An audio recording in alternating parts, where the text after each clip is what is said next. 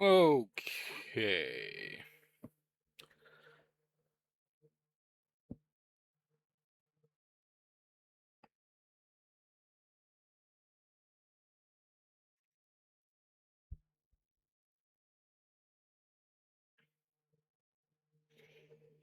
Dongs, dongs, dongs, dongs. Do we need background noise? Dongs, dongs. Maybe. Maybe a little.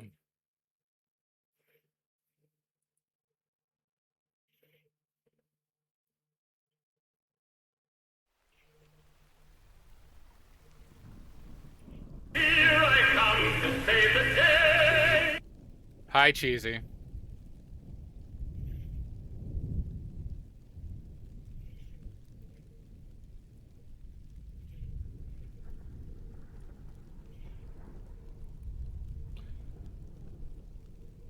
You get a point.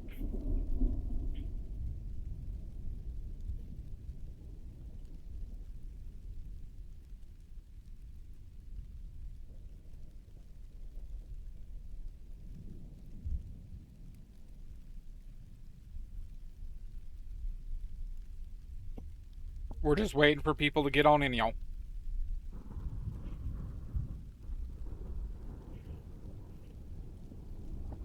Lottie frickin' da! That's right. Souse. Shibbles. Shibbles me timbers. Get on in, y'all. Dongs, dongs, dongs, dongs, dongs, dongs. We have the official review. Quit playing with your dinghy. Never. I will never stop playing with that dong.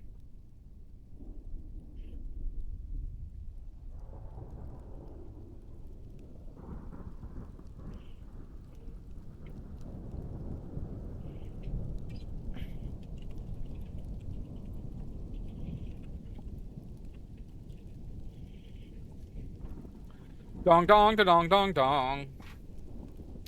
Let me see that dong. Baby.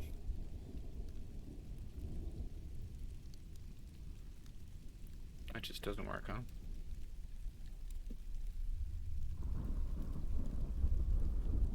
Baby. You really gotta go for it, Sashi, at the baby. You know. For the dong song.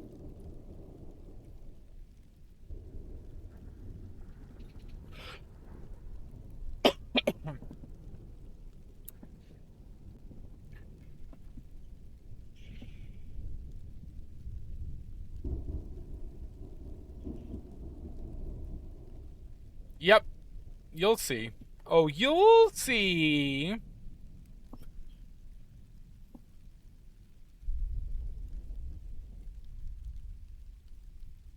Do you want to go first, Souse?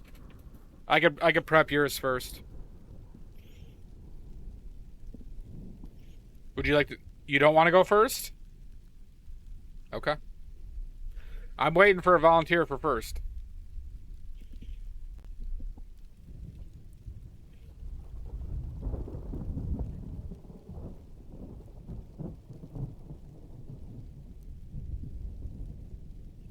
You nervous? You did get a respectable second place, Shibbles. You got a respectable second place. But as you know, if you're not first, you're last.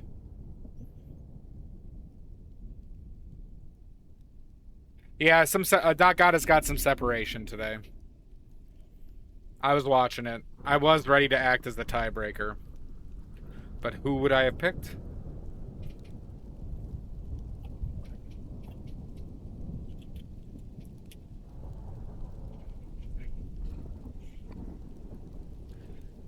Who would I have picked? The fig balls were a very nice touch. I forgot about the wrinkles. You know, hi Quotenshaw. It's a very joyous day. Just waiting people to get in. Hello, Rebus. Magoo.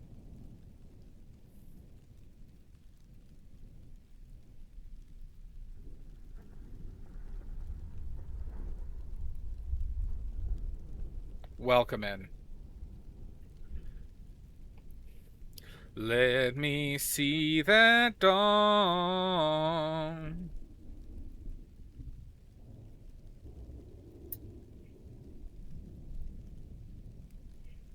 I forgot Twitch now has vertical. I wonder how the Twitch vertical works.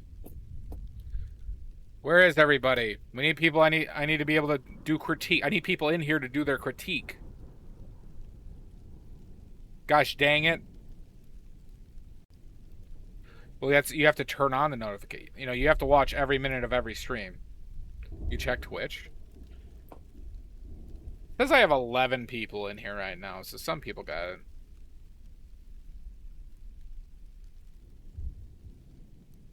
Let's see.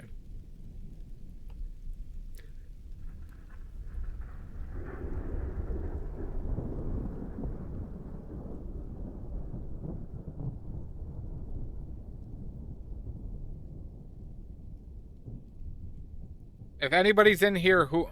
Hi, Dot Goddess. There she is.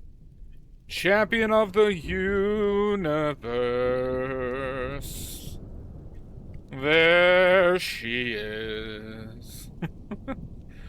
You are the grand wiener of this, the world's largest painting competition, Dot Goddess. How do you feel? The grand wiener...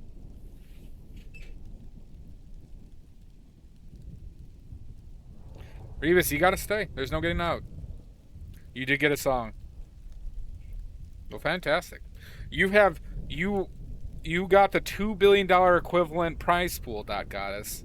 Life-changing prize pool. Obviously after I get assassinated, though. After I get assassinated. It'll be worth $2 billion. You wonder how you spend it? I hope you spend it all in one place.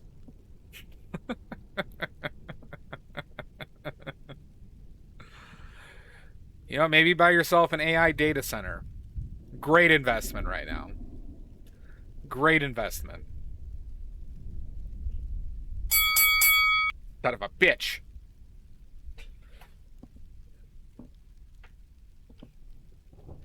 God damn it, Salt. Dot Goddess, do you want to be critiqued first? No leaving, Rebus. Dot Goddess, do you want to be the first to be critiqued?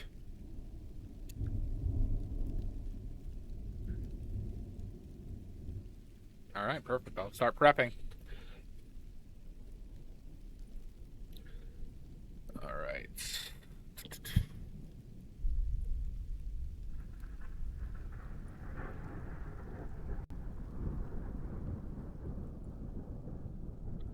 We'll start off with that.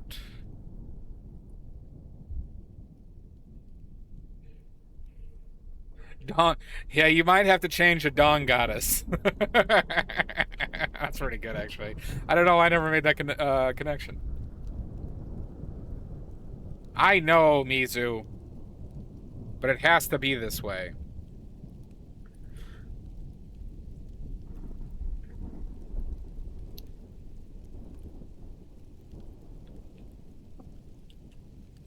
Oh, there we go. Let me see that dawn.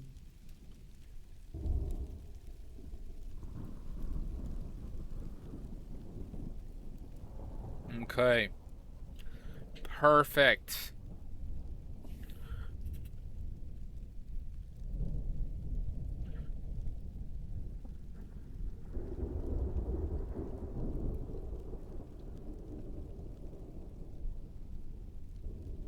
You are a riot. You are a modern day Eddie Murphy.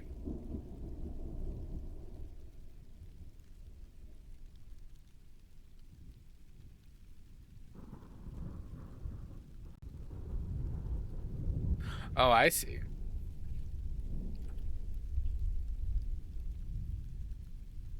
All right. We're gonna wait. We're gonna wait a little bit, few more minutes before we start, because we got ads starting in 4 minutes and 30 seconds. So we got some time to shoot the shit, everybody. Dot Goddess is our champion. Dot Goddess, the Dong Goddess. Yes, Dot Goddess has won it, Amizu. There they are. Champion of the universe. Dot Goddess with their beautiful dong.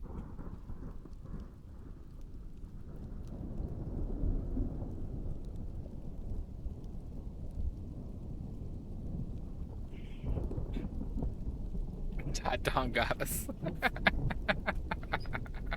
We're gonna have fun with this name, Dot Goddess.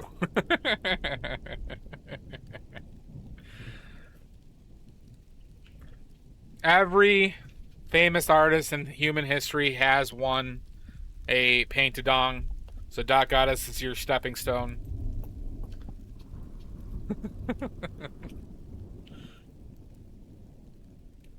You listen. I welcomed sabotage. I welcomed bribes. We all had the same playing field here, because it was all allowed. All right, you had your chance, Quote and Shove. All right, everything was on the table. You could have taken performance-enhancing drugs while you did your dong. You could have poisoned other people. You could have, put fecal matter on their lettuce to give them explosive diarrhea. There was a lot you could have done. I'm sure that explosive diarrhea outbreak was the result of sabotage from the painted dong. As part of, it's part of the spirit of it, Dot Goddess. How you doing, Floki? Welcome in. Yeah, good. See? Mizu did a lot of heroin. The spirit of it is, like, part of the reason why I put these rules on there is I want to show people, who are struggling to find references or things that you're like, that you can create something just simple, paint it well, knock it out, get that repetition, and you'd be surprised at how much you might like something like, or what turns out. Yeah, meth works. Meth works. We're not piss testing for this. Well, that's good to know, Dot Goddess.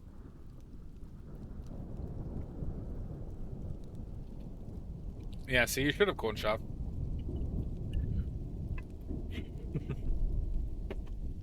Oh, you have pickled garlic? Oh, pickled garlic's great. We're going to be waiting for the... Maybe I'll just run the ads right now. We're going to run the ads right now so we can get started, actually. So, ads are running.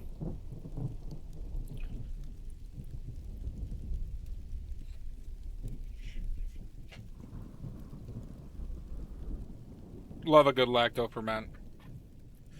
I do that a lot with kimchi.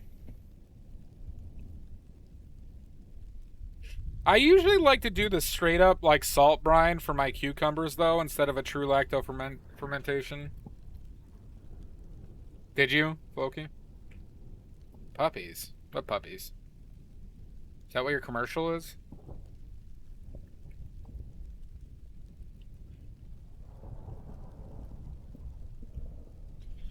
There they are. Champion of the universe.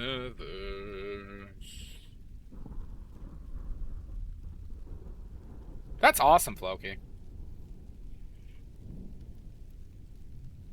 I do a lot of cooking at home. But I've been getting into making a lot of like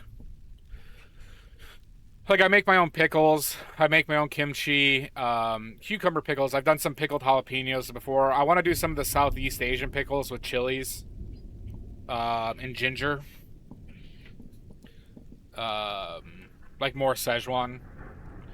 But I love that shit. It just goes well with so many things. Oh yeah, look up the it's like the Szechuan style pickled ginger and chilies. That's one I have on my list soon, so I can make like really quick noodle dishes with them. Yeah, I do the you know, like the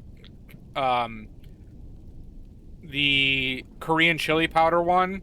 Basically, all you need is fish sauce, Korean chili powder, and sesame oil. And like that's all you really need to do for a fresh one. You can do it like a more fermented way, but if you like fresh cucumbers with that, like, you know, kind of just really like toasted sesame, salty. It's not spicy, but it's like the smoky flavor of the chili flakes. It's not smashed. It's not smashed. You just cut them into like you could do hunks or you could do the medallions. Chili crunch lime. So I avoid adding a strong acid to it in those cases, Floki, for the cucumbers because it draws too much water out of the cucumbers, where it's less of like a, you know, full salad, right? Or like a, you know, so I kind of like those are the three. I usually also add like I usually put green onions in the mix too, and maybe some smashed garlic. But those are the, like, obviously salt, MSG, but I avoid like a vinegar, and I usually add a little bit of honey though to it as well, just to balance. All right, ads are done. Are we back from ads?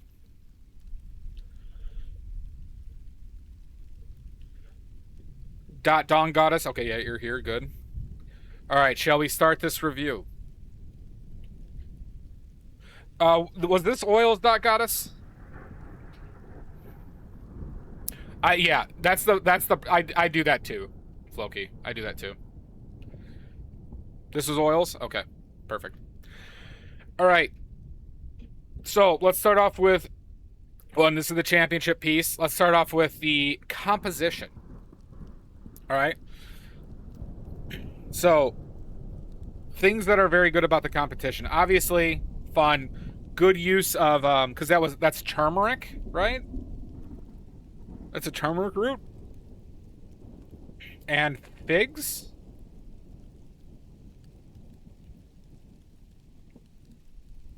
Really clever choices.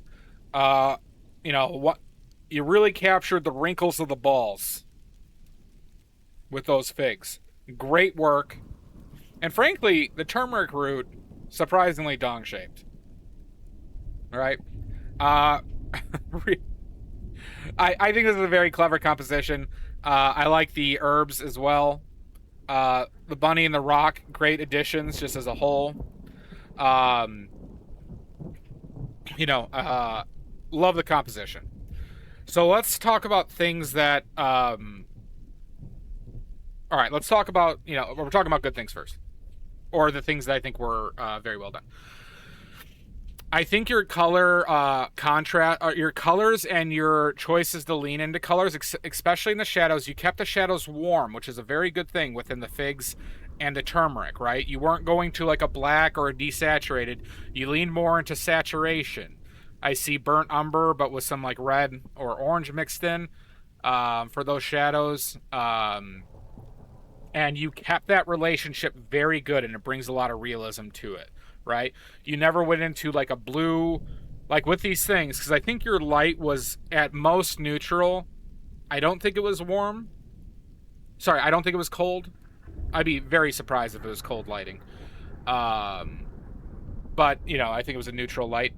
So I think it, neutral mostly. Yeah. So, I think you conveyed those relationships very well. And I'm going off of the photo here because obviously I'm aware of how differently things could be, right? I like the background color that you most likely leaned a little bit more into the purple. I also like how you cut off the light where you had a distinct shadow here and here on the left side. You can't see my mouse, can you? It doesn't follow the mouse, does it? No? Fuck. Okay. Then what I'll do... Un momento. Por favor.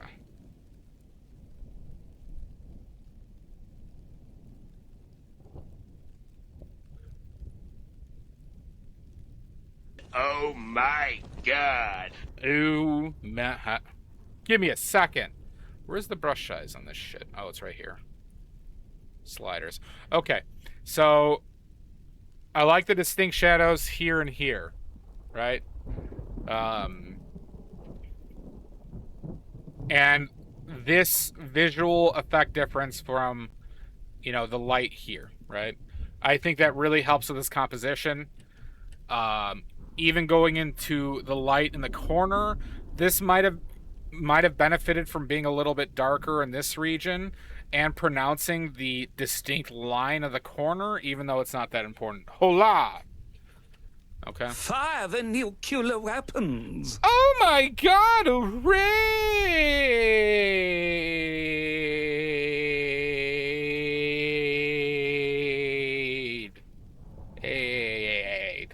We're doing reviews. We have the winner of the Paint-A-Dong, everybody. Armpit. We're in the middle of the first critique. Welcome in. Share your links. But we are reviewing the current reigning grand wiener of the Paint-A-Dong, Dot Goddess. Good, Shibbles. Good. Okay. So, Dot Goddess. So, the reason why I kind of bring up this kind of like this line in the corner as being something useful here is usually visual effects come from silhouettes, generally. Like a transition, like a usually a contrast between, you know, two colors, right? As well as a strong silhouette denoting the form. So you do it very well here on the turmeric shaft. And parts of the rock, but like in the like right here is a really good one too, with this fig nut, this fig testicle, and how it just like really goes from the dark to the light, really brings the form of it, right? Now, you can overdo those types of things, and usually these paintings are based around one. Yeah, like, you know, see, this is the shaft of the penis, this is ball 1, and this is ball 2. Okay. Why can't it be both, Omizu? Hola, Hieronymo. Okay. I like the strong shadow of the rock. And this was your opportunity. Okay, so now let's move into things I think could have really benefited I think the painting, right? This is, and don't take this as a negative, but this, you know, I'm going to be honest with everything here. On this. So, all right. So one thing I think this painting could really use is a stronger visual effect. This is probably going to be a common critique between most of the paintings. So what do I mean by a stronger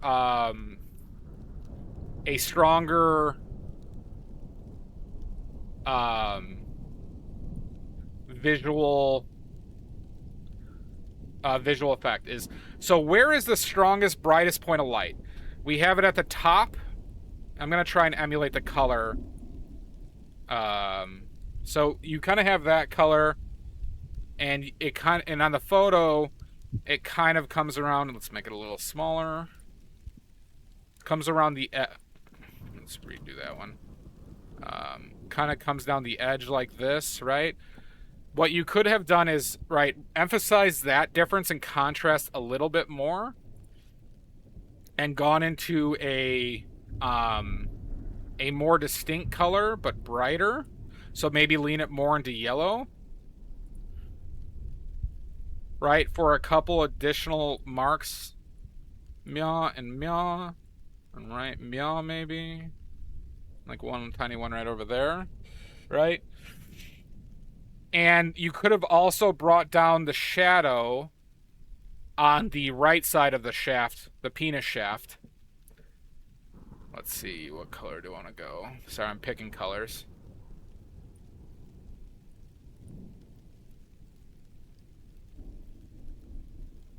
Maybe somewhere around there. But if That's probably a little too dark. Hold on. Welcome in, Carlos. We are reviewing the Grand Champion.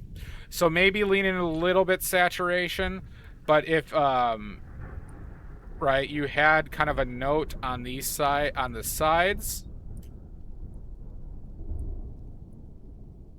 coming down the shaft of the penis, right?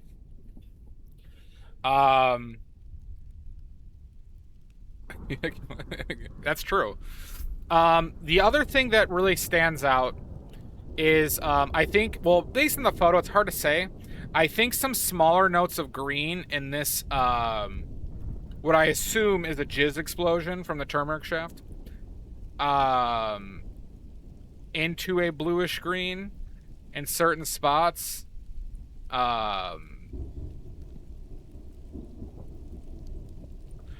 Maybe more of a, maybe closer to neutral, slightly bluish. Go smaller. But I think this could have benefited from some, like, you know, additional, oh god, not, let's go a little bit bigger. That's probably needs to go a little bit brighter too.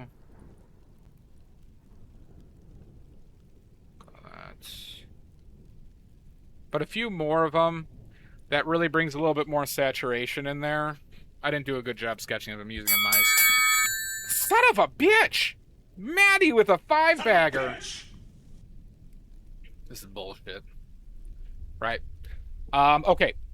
Now, this is the thing, though. There's one thing that I think could have really, that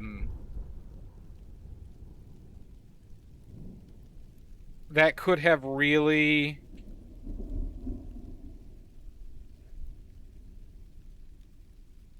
what's a good way of saying this?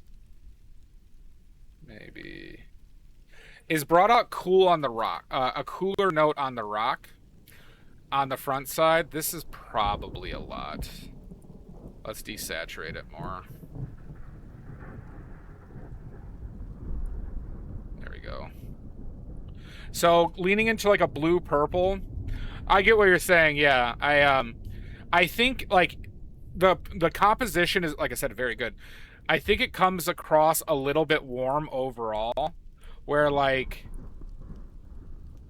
you could have like used a cooler note on this side possibly. This seems more blue for how desaturated it is, right? And then maybe in like the transitions kind of over here, right? And you could have played around with greens and blues or purples here. That I think finding the opportunity to lean into, right? Part of kind of the impressionistic philosophy of this.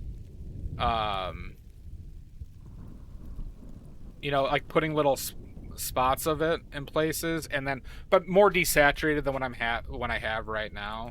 So let me even make it more desaturated.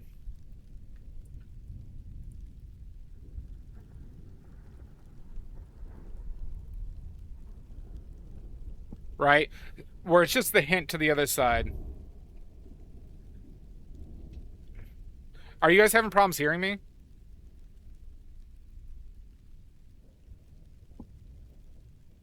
By the way? Or is that all good?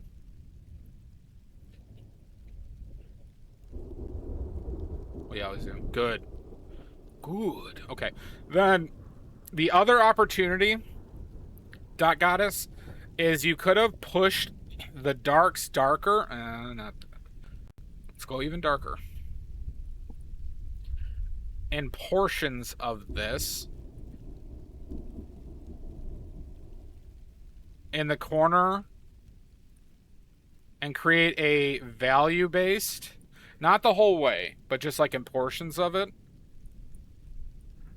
Right? As well as in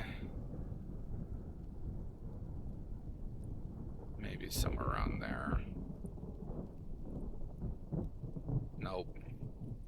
You have it more saturated than that. Sorry, I'm picking colors out here and I'm struggling. But maybe something to emphasize, like these corner shadows a little bit, and even you could have gone like a speck of darker around this rabbit's ass, and like underneath the rock here, and even pronounce this shadow a little bit more with that, right? Just kind of stronger notes, because then the follow-up to this is in your bright spots on your ground level.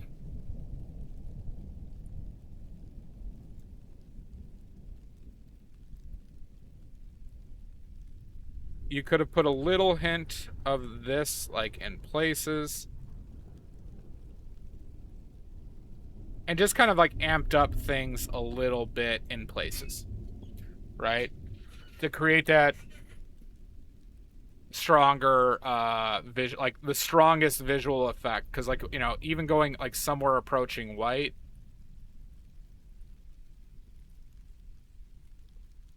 right, for like the biggest like highlight, which you'd probably want to be the top of the shaft or something. But it's like, this is not to detract, right? This is like the elements to think about. These are creative forks in the road that you can choose to, like, in the impressionistic way, right? What's your visual impression of this, right? And you can expand shadows. You can go more intense on certain bright spots to bring out a visual effect that you're gonna hear this a lot. The visual effect that brings visual interest to the painting, as redundant as that sounds. So, for example, last thing I'm going to show you with regards to this. Hold on. I'm finding a painting.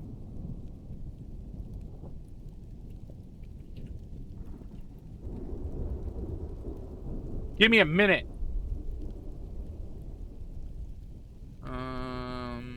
One of my favorite paintings ever.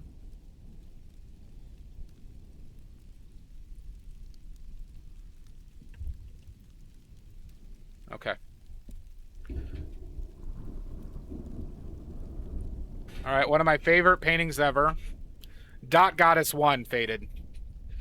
So, I want this is one of my favorite paintings of all time. And when I talk about the visual effect, right? You know, what I want to take what I want people to take note is the interesting points that are drawing your eye and provide a really big contrast with areas that make the painting. This is Anders Zorn. This is an Anders Zorn painting. And that's a self-portrait, right? You could do this with, like, most people do this with values, so, but you can do this with color, right? So this is an example. Oh, shit. This is an example with color. With values particularly, where he has these moments of intensity, right? That create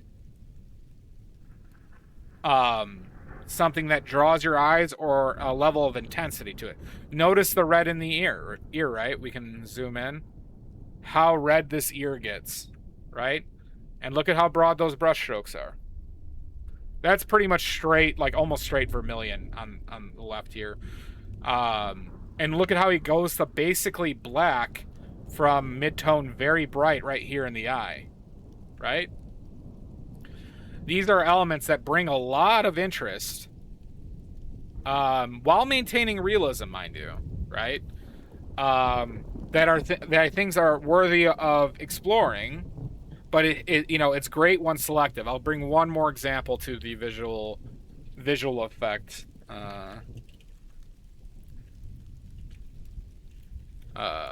department here. Another one of my favorite paintings. This is our first sergeant of the night.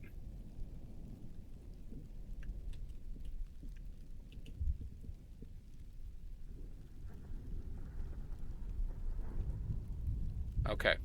So now we have a lot of value, right?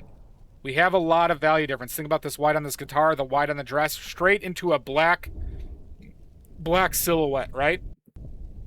So you see how this is like straight, like pretty much almost maybe one tone down from pure white into straight black. No, that's not what I'm saying. That's not what I'm saying, Salt. I actually want to be very clear. Like, that's not what should be taken away from this. Right? But controlling the visual effects, right? Because now, this is a very, like, desaturated painting, right? But notice we have this red. We have this red here that stands out like a sore penis, right? When looking at the painting as a whole, right?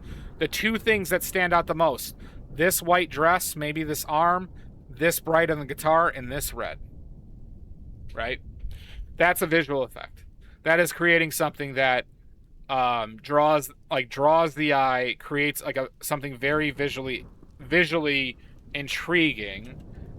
And so now going back, what opportunities do we have for that here, right? Like I said, I would consider the main opportunity are between the light source and the light and the shadow. Oh, gotcha. No worries, Salt. And the color between the rock and the turmeric shaft penis, right?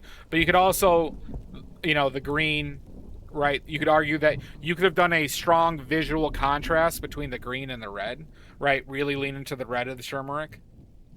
But that's where I stand on it. Dot Goddess, any questions? Dot Dong Goddess, Grand Wiener, the Grand Poobah. Any questions?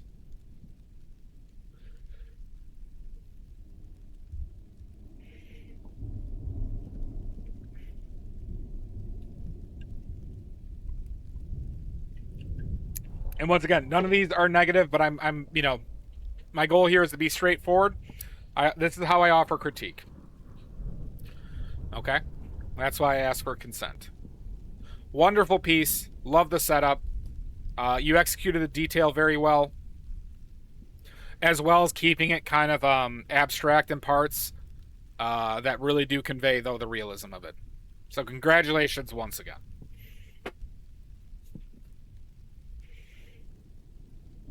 Okay?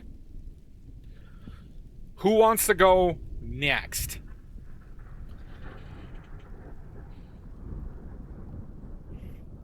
Of course. Who wants to go next?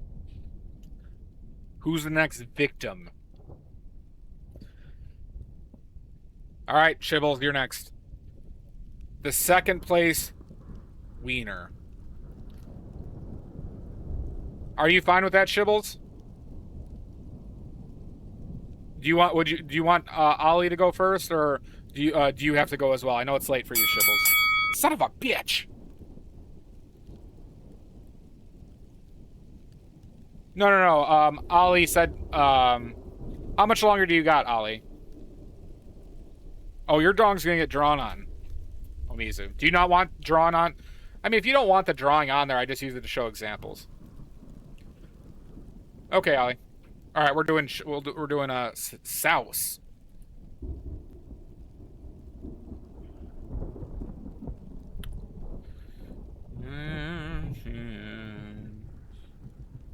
Champion of the universe.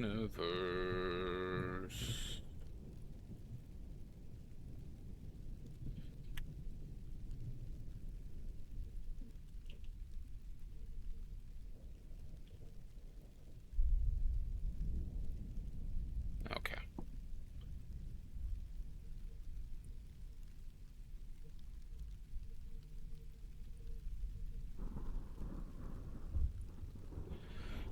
There we go. All right, hack up your dong. All right, that was consent, everybody. That was consent. Let me get the photo up.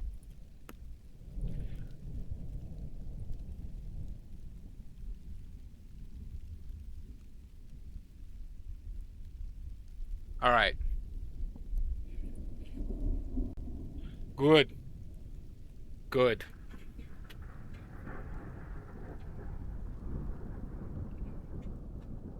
Really, Sashi? Sauce, do you care if I draw on this?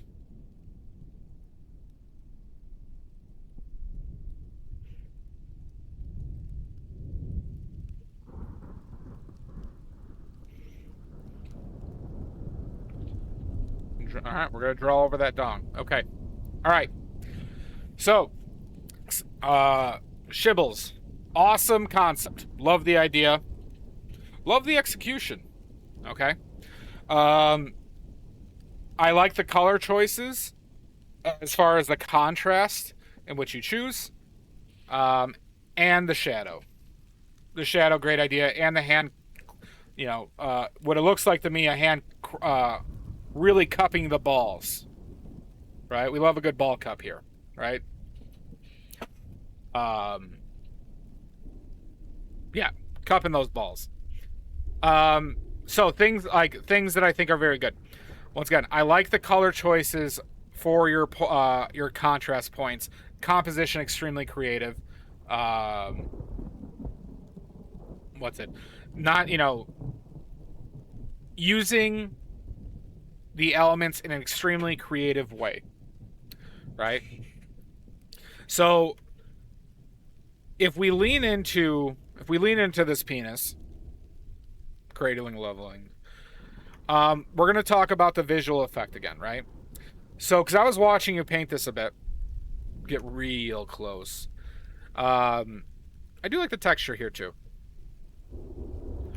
All right, so what do I see? I see you actually have two distinct relationships for visual effect, and one is particularly difficult that you chose, okay? And it's one I'll probably harp on a little bit. But it's the strength in darkness. So it's the strength of the blue and the darkness relational to the bright yellow, right? So, not necessarily just darkness, it's the contrast, right? Now, how I would have approached this, or what I would like to see more, right, is a slightly warm blue, which is like ultramarine, and almost straight out of the tube, right? And gone along the sides in those darker shadow areas, and made this silhouette really sharp, right? Once again, I'm gonna be a little bit of a broken record, right? But make the silhouette between the yellow and the blue very sharp, and then in specific spots,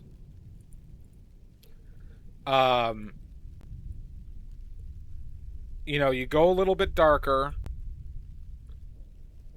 maybe even into a purple. When are you? Now that's true. Right? For the darkest spots. And put it in a smaller shape.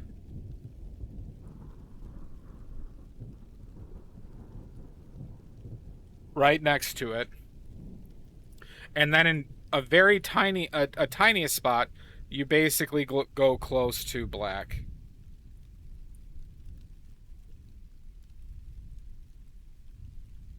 Within that shape. Okay? So, what does this achieve? This is how a way you can achieve the blue as well as like the void, the dark void that was kind of like what I was seeing in your reference. Now, obviously it's different if you're in person, right? But this is like the practical way to actually get that, because the big problem with blues is that blues, when they're fully saturated, are fairly dark. Okay? So that means and you won't see them as blue without adding a little bit of white to them. Right? and that will desaturate. They'll make them less intense blue. So how do we get around that? You have to selectively combine darker aspects of it with the real and then the slightly brighter of it, okay, to get that effect.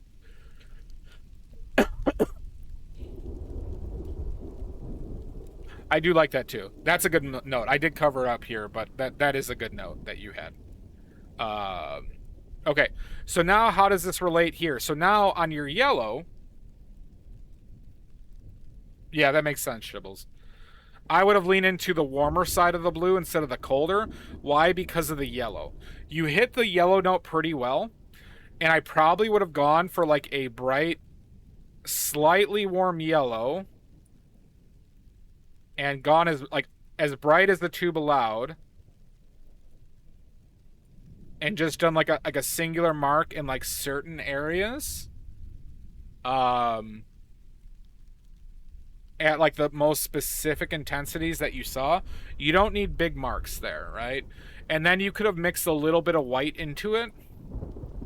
So you just like same amount, but you desaturate it a little bit, but kind of same brightness for like a specific mark where it just changed it a little bit. But a couple ones to enhance like the glow effect, right? The glow effect. Now, the next, relationally, how you can bring the other thing is the intensity of the shadow of within the shaft of the penis, right? It's probably going to be a somewhat desaturated orange. It's not somewhat, but desaturated orange. But, once again, kind of like starting like at like a little bit of a gradient.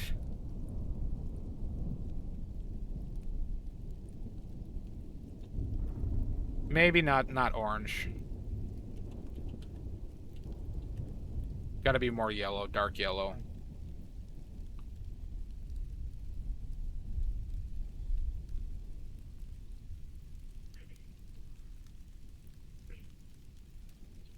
So now you kind of get the value change of it.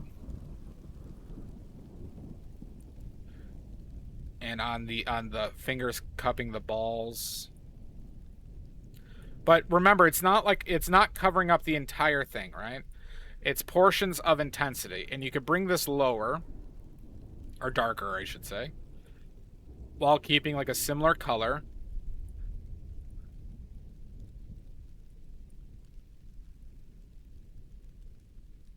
Right? How do you mix this? You'd use a little bit of blue, burnt umber, and your yellow, a lemon yellow, will achieve this color. Sad one color pale.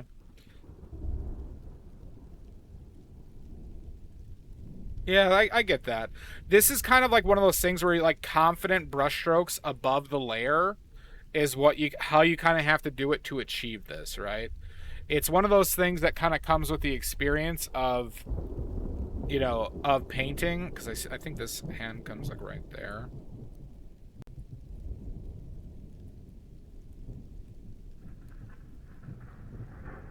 Right? Of just being able to like kind of place it above, right? And then at the top part, to accentuate the most, we warm it up slightly, go a little bit darker, and you would do like kind of just like a line like right there, right?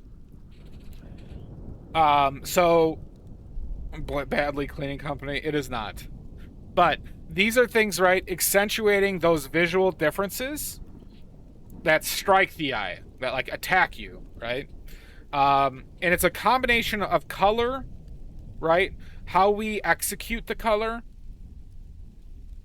and how do we accentuate those differences, and don't forget to always cup the balls, right? So cleaning up this edge as best you can to have a clean silhouette, not necessarily easy to do, but having that transition between the two, color and not going over color.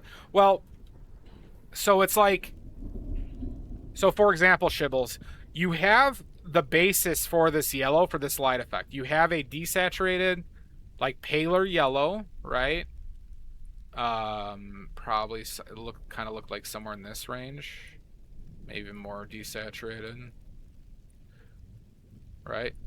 You have these notes on the side, but how do you, like, you know how people talk about the glow, right? How do you achieve that glow is adding a level of contrast, and how do we actually achieve that, right?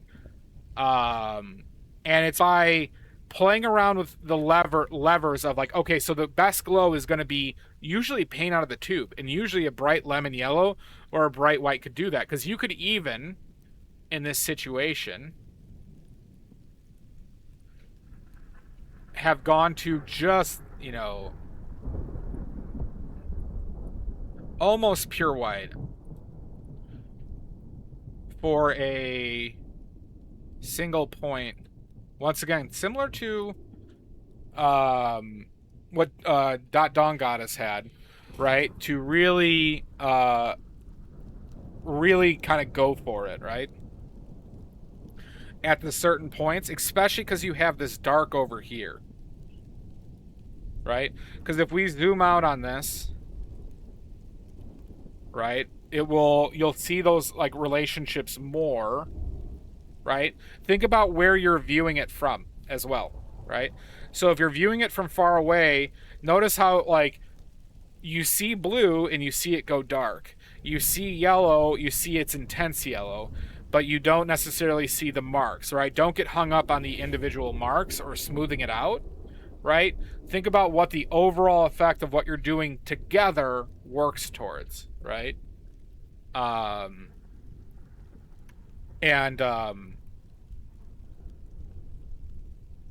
But, you know, there's something to be said, though, for... Because you could always make things very saturated, but you've talked... Like, you've heard... Yeah. I always say never blend... Well, not always say. I don't recommend blending, especially when learning, right? Blending is kind of like...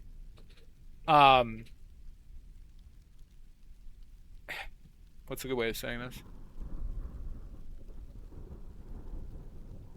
I have rarely seen visual effect. Here, let's go back to it. Here, never mind. Hold on. You did this. You did this. Oh, just you wait. Oh, I'm pissed now. I can't believe you've done this to me.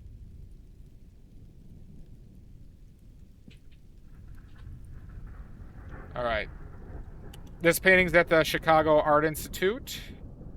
I've seen this in person. It's huge, and I've literally sat down for literally like a half hour just looking at this painting. All right. You're looking at it from far away. Looks beautiful. Looks perfect. Looks like a woman in a dress, right? With a beautiful dress, satin dress, right? Okay. So now let's zoom in to these highlights specifically. Let's zoom into these bad boys. It's pixelated. A little bit too pixelated, 1 second.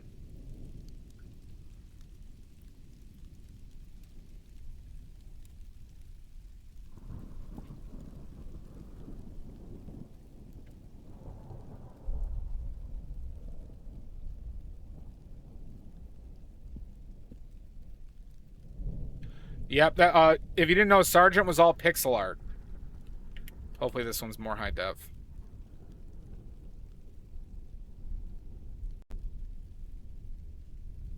Okay. You can see it better. So, look at the brush marks here. Do you see blending? Look at these brush marks right here. This is just a single swipe of a brush stroke with these shadows. Look at the hand. That thumb is basically one brush stroke. Right? Look at this bright here. This is just like, you know, several thick applications of paint. Looks like squiggles.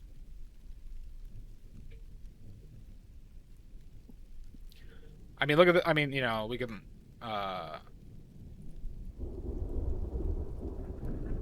this one right here specifically, that's just a squiggle. Obviously lost traveling. It should be a one pump chump. Okay? But now we zoom out again. And it almost looks like hyperrealism.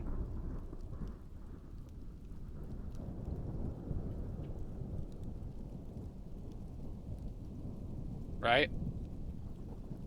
Now Sargent had more careful marks on faces, but even like the ear and the mouth. These were not that like, these are just very controlled shapes.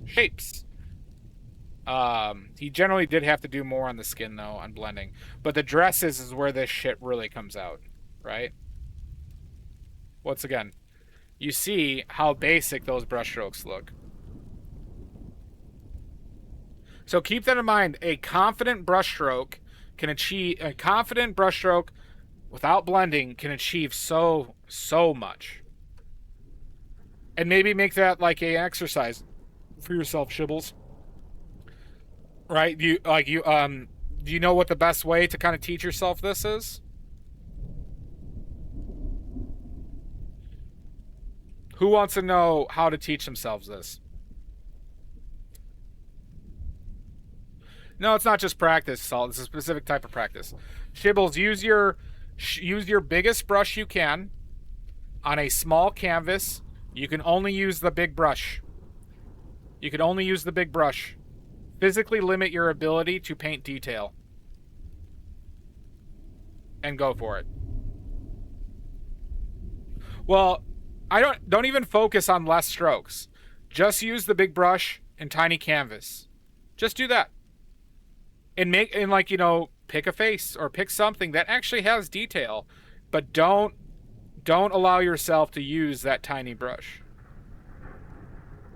Right?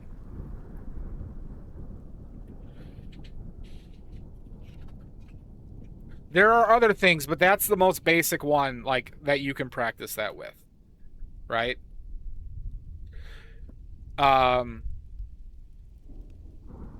So yeah, Goddamn Stroke It. Do you have any questions, Shibbles? Wonderful piece again, wonderful composition. I really like the effects you were going for.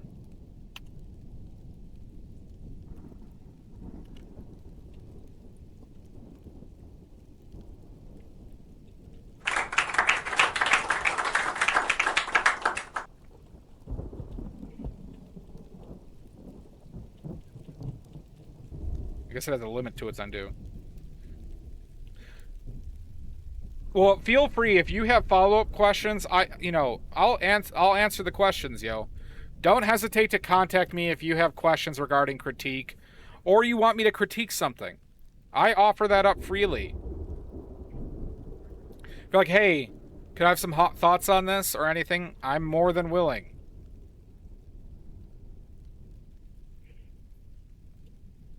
I'm more than willing. Just message me on Discord. Okay? Alright, who wants next? And congratulations, well done. Send me all the dong pics. Send me all the distasteful dong pics. Who wants next?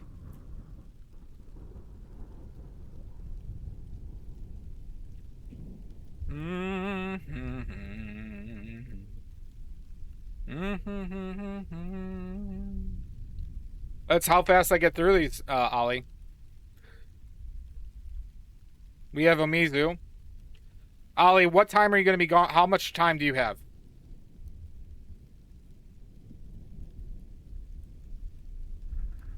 Right now.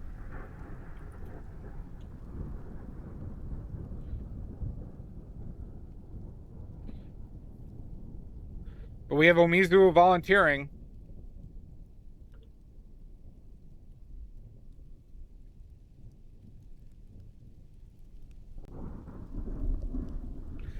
There's a chance. In worst case, Ollie, I can prepare a critique for you, if you can't make it, if we're done by the end of this. But We'll see. There's a good chance I'm still on in an hour and a half.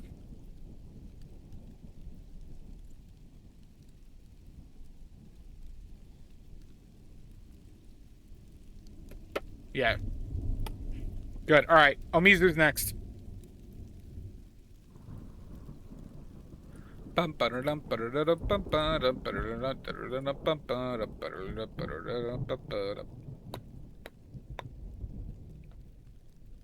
Where did I save yours, Omizu? There it is.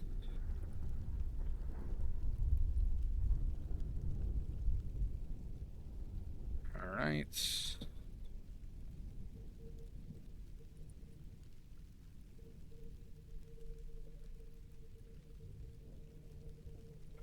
Fuck. Son of a bitch. I thought you were an alpha, Omizu. God damn it.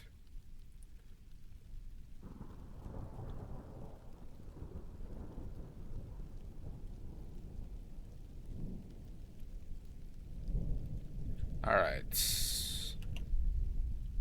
Next.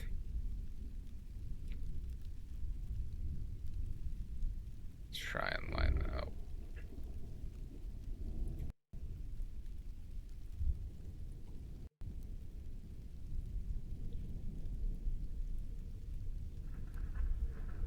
All right.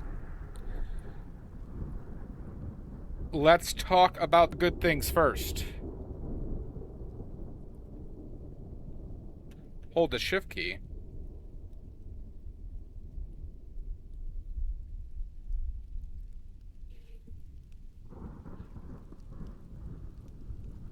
All right. So let's talk about the good things. Love the composition. We have our first tri-wiener with a bonus ball. Love it. I like that you did it over a period of time and you like just kind of rolled with the change of the pieces. If you paint fresh fruits, screw the good things, you want the bad things? Fair enough. All right. Your biggest issue, in my opinion, is the lighting, right? As we discussed. You needed to have a strong centralized light that you could actually have opportunity to provide contrast between dark and light and how that affects the colors, right? I probably would have gone from an upper right downwards, so you would get a shadow. You'd get some shadows to provide you additional contrast for this dong party. I think it would lean them like that. Right? Because you would have had opportunities for shadows. Kind of like, oh, that's probably too saturated.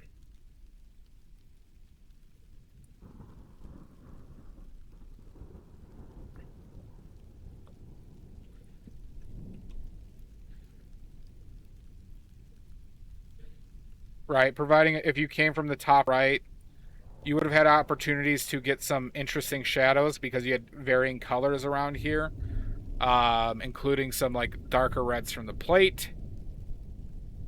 All right, we're waiting for Omizu. I'm gonna draw on these shadows though.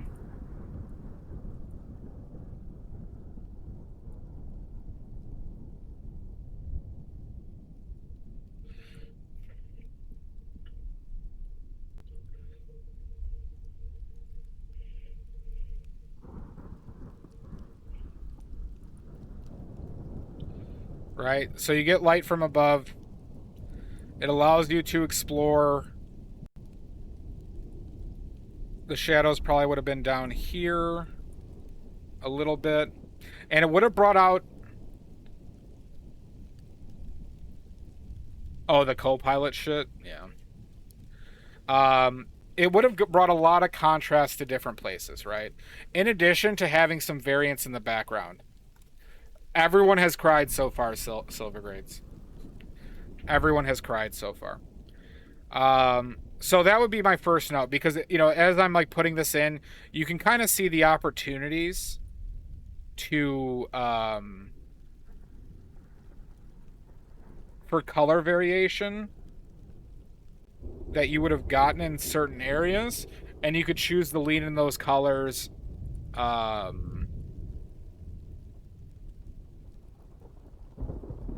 you know, or not, right? But point being is that this is, I think, a part of what you want to, right? Putting those in here allows you to go in a lot of different directions with stuff and highlight the differences. That's the part of the thing. You have to choose one.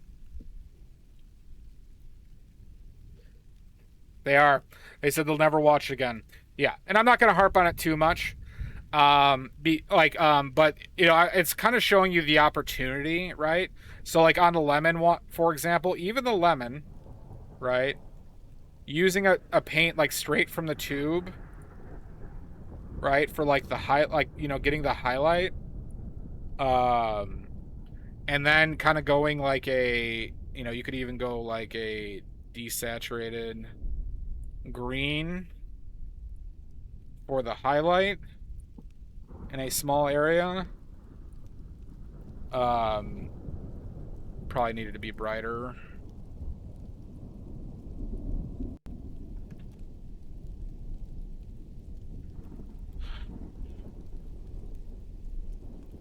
What paint was this with? This was with oils, right, Omizu? But the point is that the light source on its own, Omizu, would have provided you opportunities to go more saturated, go brighter and darker throughout everything. And it frankly makes it an easier painting to paint, right? However, in this context, though, I also like you had on the glove, you still had some opportunities to kind of go more saturated in areas to interject some color and like some of these like pseudo shadows a little bit. These were some opportunities in the meantime, like just little points around here, right, that kind of make a big difference in the color, right? And same with the greens, right? So like the greens and the cucumbers, you know, with the opportunities. Where's the green that I want to go to? Probably around there.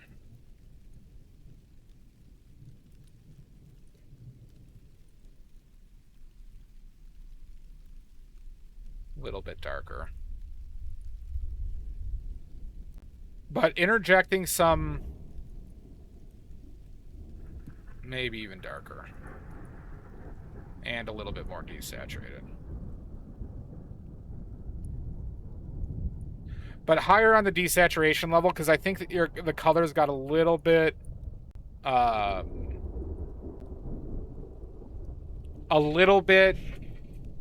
too in like the light colder, right? Titanium white, less yellow.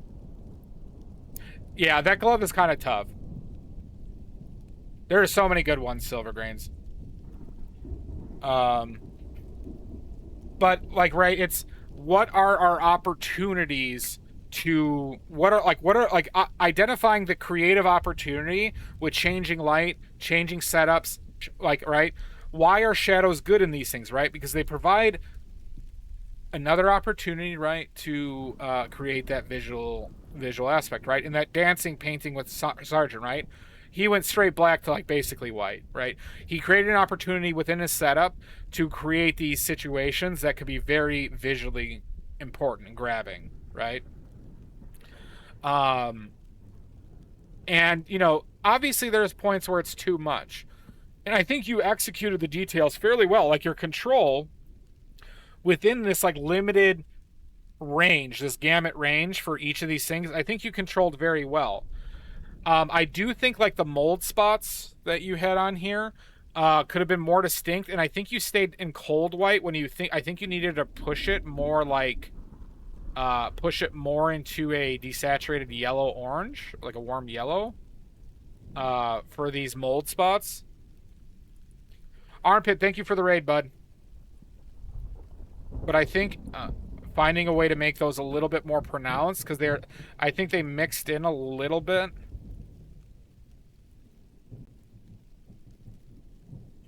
right? How do you make these like visually kind of stand out a little bit more clearer in understanding what you would need to do so, right? It seemed colder in person. So if it was colder in person, then Omizu, I would have, you know what I would have suggested? Instead of kind of going the greenish, cold green, is I would have suggested going into a warm blue. But more desaturated. Hold on, I'm finding it. If it seemed colder, then you go into the slight pink. Not the slight stink, but like a slight pink, right? Just a hint, right? You could have done this with quinacridone, in ultramarine blue and titanium white, and a touch of lead white or a touch of yellow. But separating those out a little bit more as like abrupt as they seemed, right? And then combining them with like once again the shadows, right? Right? Not necessarily pushing it, but just clearly kind of having your shadows in here where they kind of got a little, overwork's the wrong word, but a little bit nebulous, right?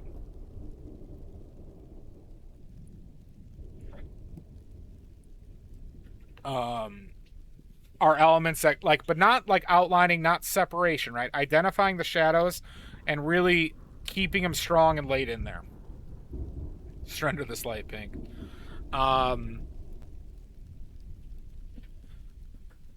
Then I would probably say is you probably had some opportunity to do slight color shifts in the background, right? Whether it be like the shadows over here going into, so we'll go like almost fully desaturated, but like slightly green.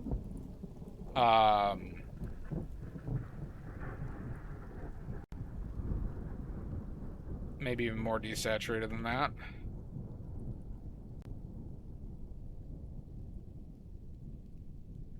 Like just a little tick of green in like areas like this by where it's can really change the dynamic of the shadow and how it relates to what you have, right? Yeah. And I can see that. I see some, and like it's this is kind of why I dislike drawing the outline in a drawing. And I understand its value and stuff like that. I understand why people do it. But right, you see it on the lemon, right? You see some remnants on the potatoes. And it could just kind of stay there, right?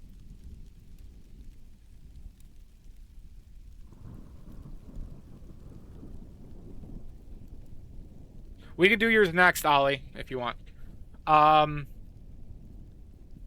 And then the only other thing that I'd say Omizu, is like specific intentional uses of oversaturation, which I think you had on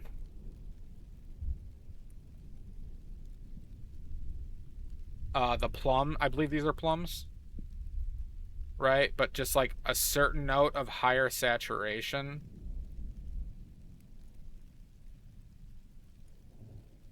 Than what he had. And it could just be like a little dot or a speck. Can really add to it. And like on the plate too. The plate is one. I'm going to try and do this before ads.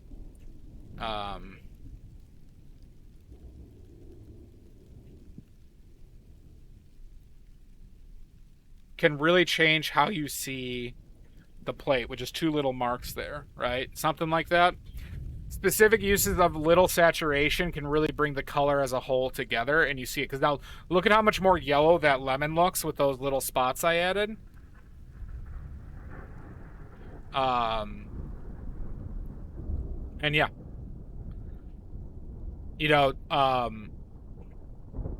Especially when you kind of stay you stay desaturated. Your colors are very, like, overall fairly good. It's just lacking the like finer points that really bring in the realism, right? And I think that's because like your brights got a little desaturated, or you didn't stay like you went like I'll say a lot of your painting's brighter spots seem to lean cold. So that means you got to use more yellow in your brightening with the white, titanium white, in order to balance that shit out. We're going to wait for ads. I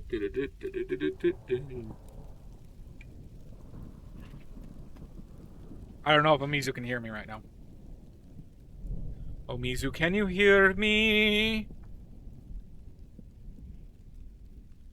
It's all titanium white. Well, so Omizu, you don't have to use lead white. But remember, this is why lemon yellow is the most important part paint on the palette. You can brighten stuff up with yellow or a mixture of yellow and white to balance out the temperature getting pushed super cold, right? So I see the titanium white chalkiness, right? So a lot of these things that you brightened up with it, you needed to add yellow to it.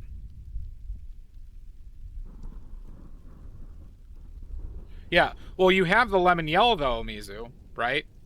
So the lemon yellow with titanium white. So next time you're brightening something up, right, an organic thing up, try adding yellow and white, or just the yellow, right? Here,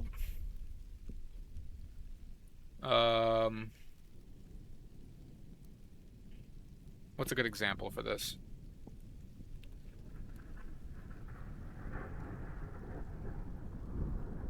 Thinking.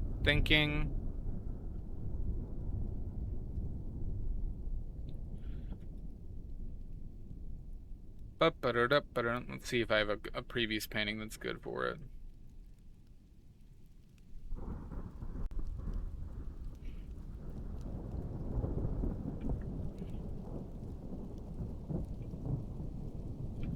Do I have a good one that's recent?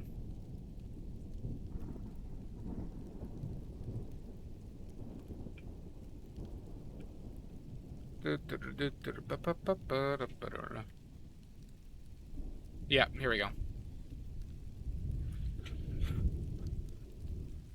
All right.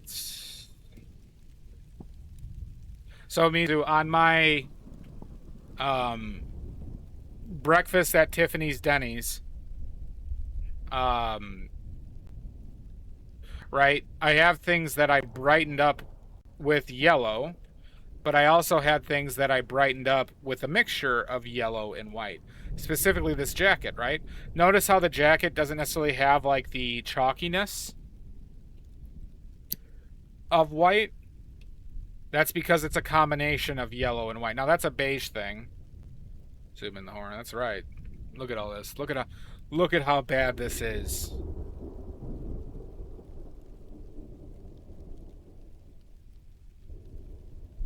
Look at Kevin.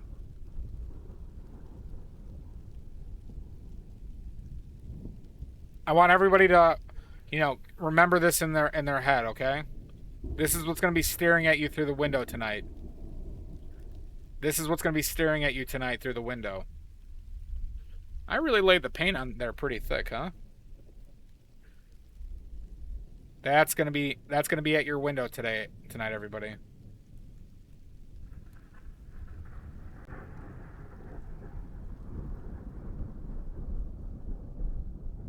Do more bad? All right. Let's do it.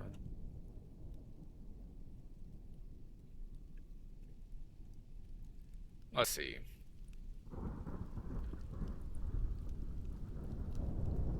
Is there more bad I want to do?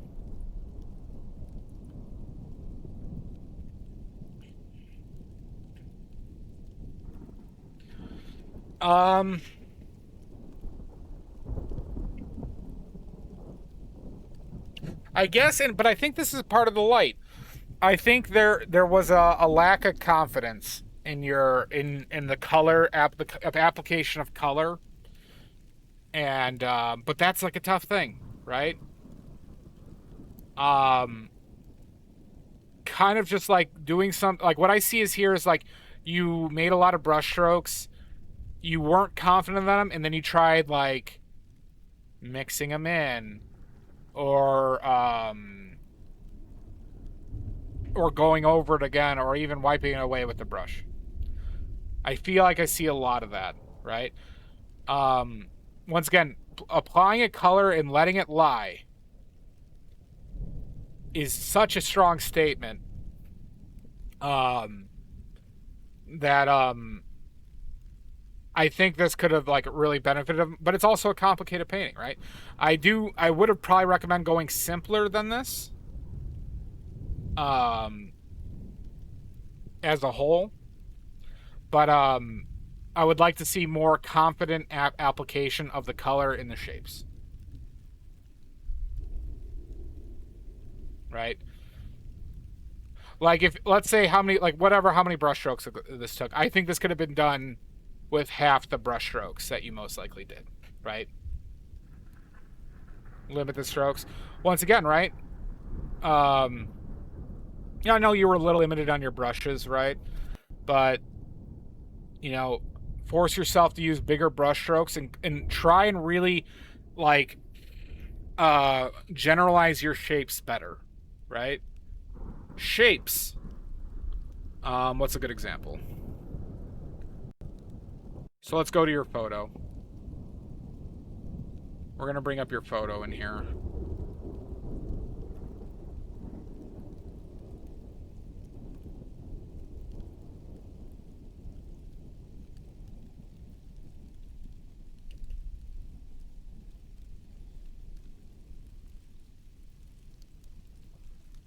Okay, so we got your photo here, right?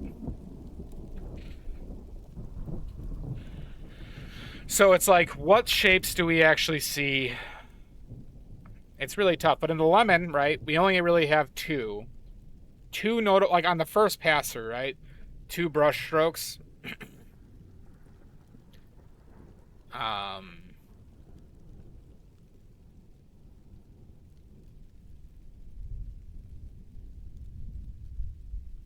Try and keep it...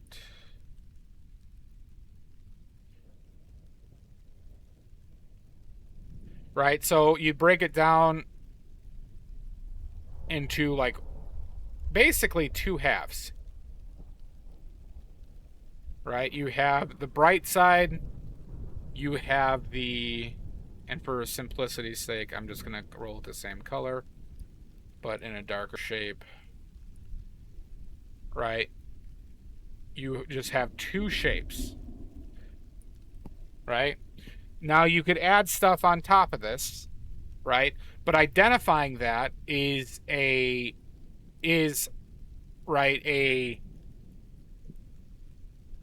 very important step with your initial block-ins, right? So let's even talk about the gloves here, right? The gloves might be a more interesting one.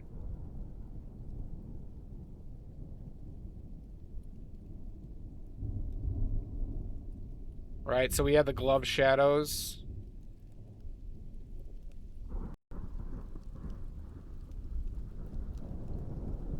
Right, we just have a shadow here. We don't even need to worry about the wrinkles, right? But you could go, like, you know, you could have a smaller one here. A smaller one here. But you see, you could generalize a lot of this, right? You could generalize this in your first pass through. And then you'd be surprised with how few marks you might need to actually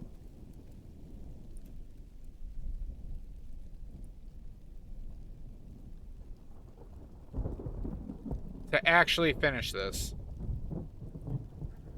right?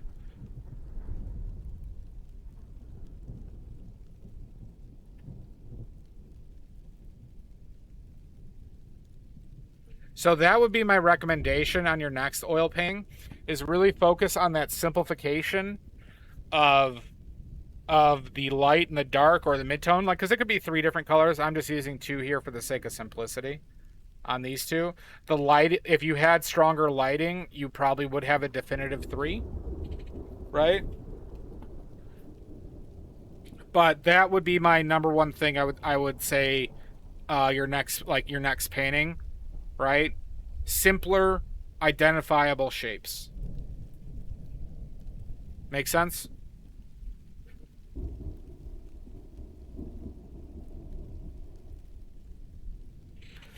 I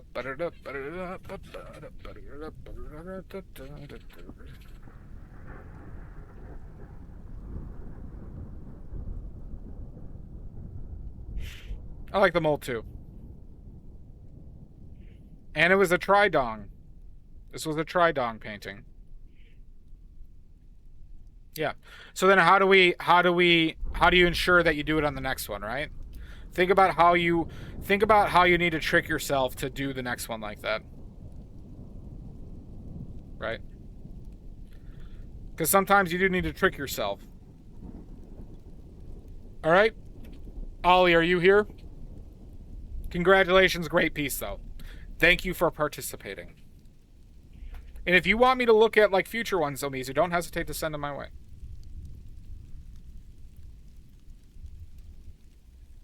Ollie Oxenfree. Dolly Ollie. Or if there's anybody else who wants to go next.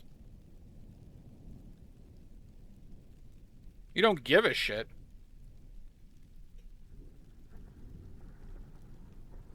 Good, Souse. Alright, Dolly, you want to go next?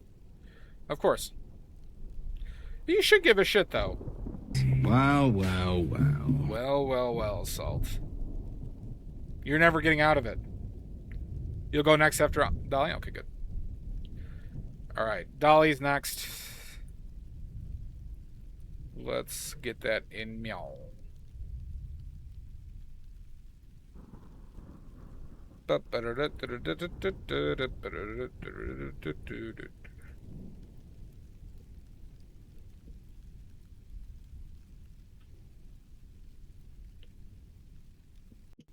Oh, I get you.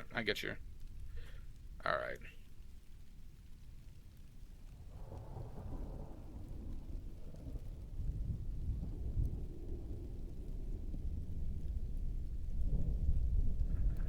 I thought you were writing I don't get, I didn't give a shit or something. All right. And then we got to do this. So, my apologies.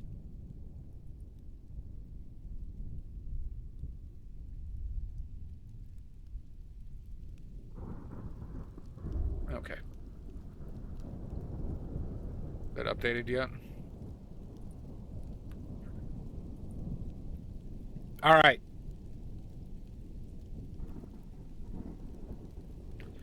Perfect. Okay. All right, Ollie. Get ready for the pain. All right, good.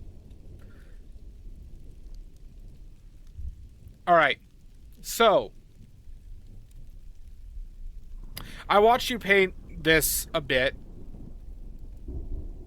and there are the things that stand out is, so it's, I'm not going to say values, but it's contrast once again, but also kind of like pushing things kind of nebulously. Like I never felt like you had a distinct plan of how you were going to paint this or what your following brushstrokes were after the initial, right? So what do I mean by this? I saw you kind of applying stuff and kind of making marks unrelated to it or something that it's not relative to. And so, sorry, I started off with a negative. Do you want to hear good things? Or do you want to hear a negative, like, Omizu conditioned me to be negative first? I apologize. Roast you? Okay. All right. Roasting's commencing. All right, so, first off, on these shadows, you kept on wanting to push the shadows cold, okay? You had a warm light. You can see in the photo. You had warm subjects. You had a warm, a warmer foreground, and those shadows needed to be warm, right? So, they should have been burnt umber, like a desaturated burnt umber base.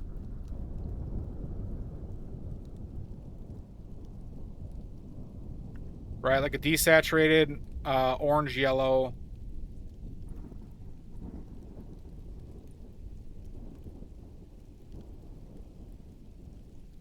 Once again, in my opinion. Probably even go a little bit darker. Now, there's still blue in this mixture, mind you. But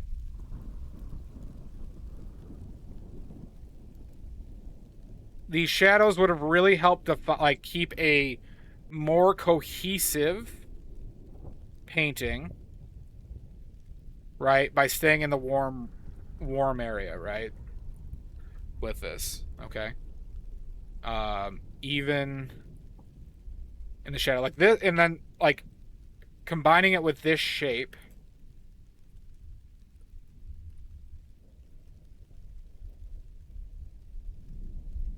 Right. You could have done pretty much this entire thing as one shape, right? And then pushing it darker and maybe desaturating a little bit into... Oh, actually, this would go into red.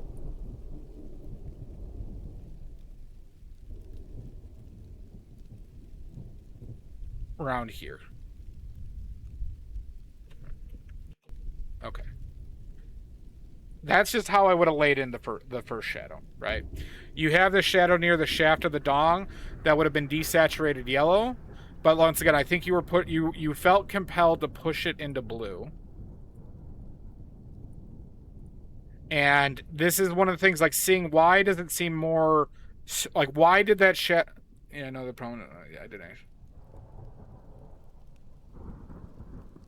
Well, so you notice how, like, this blue, it looks blue, right? You can notice how this pushes up blue. And I think you I didn't want to just say do this to you when you were doing it, right? I wanted you to see it and experience that aspect, right? So, like, but keeping a desaturated yellow, right? On those shadows like that would have really, you know, I think brought more, straight up more realism, right?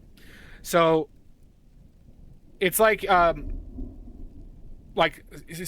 simplify things more than you expect you need to, right? Set a limit for how many shapes you want to do this in, right? So if you're looking at this photo, I think ultimately you could have done this in 2 shapes, right? If we really wanted to be, and work from 2 shapes.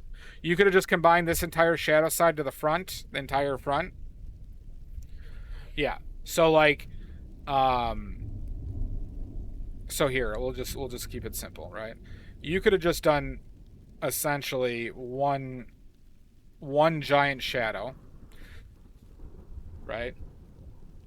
And do you think this, like, already kind of looks more convincing, right, relative to your subject? Okay, a DeBale. Okay. Son of a bastard. Right, and let's apply that to your, that's an apple, right? We could apply this to the apple. Right, with, like, the shadow side. Ooh.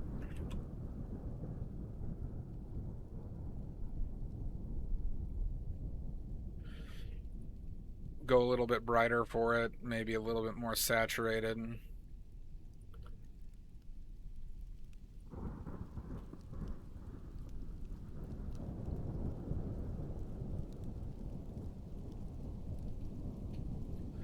Right, and just make really confident shapes, right? On the top, I think you lean into white a little bit, but I do see the light on the highlights. I like the aggressive highlights.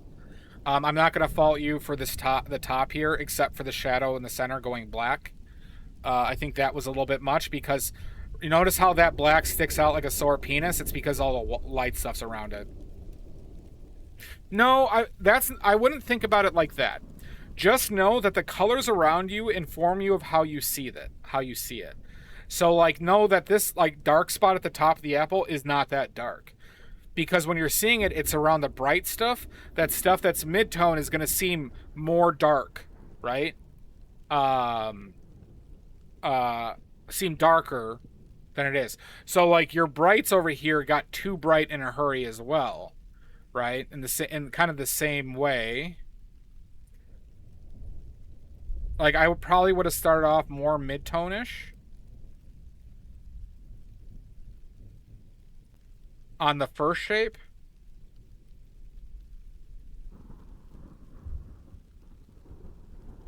Right?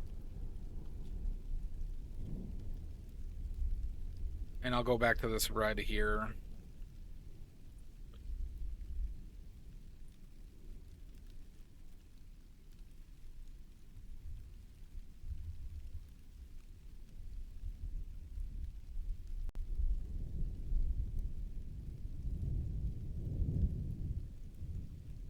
Like, this would have been probably close to the block in I would have done. And then you push, you know, smaller shapes, brighter.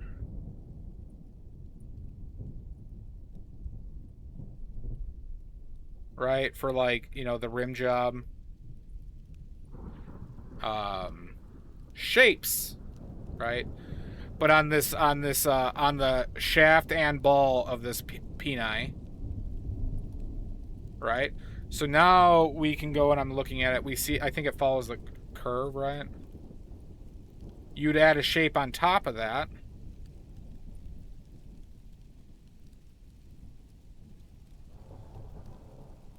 After the initial block-in, right? Simplify the first step as much as you can. Right? You want your money back? Too bad! No refunds, right? And then for your final highlights, you kind of just go into like a desaturated, bright, more yellow. Which I do appreciate how you attacked, right? Like, you know, here. And here. Now, you do have room to, like, you know... You do have room to do some, like, you know... play around with, like, the colors. But what I want to stress to you is, like, try and do it as simple as possible initially. It's already been spent. And on AI data centers, Maddie. And on AI data centers. Keep this, like, you know... And I struggle with this, too. I struggle with this, too, Dolly. Where it's like, you feel like you need to do so much initially, but what is the simplest way you could paint this in the fewest amount of shapes to begin with, and just be confident and do it, right? These colors aren't perfect, right? But you know what? It doesn't look that unconvincing right now, right? As is, right? What I was kind of talking with Amizu about as well, right? But when you get overworking and seeing too small early on, it really leads you down to a path where you lose a shocking amount of realism, right? And the exact color also just doesn't matter, as long as the relationships between everything works out. Pretty much, yeah. And that's what you're going for. Good on you, right? But, and I'd also... Here, I'm going to change one thing. Also,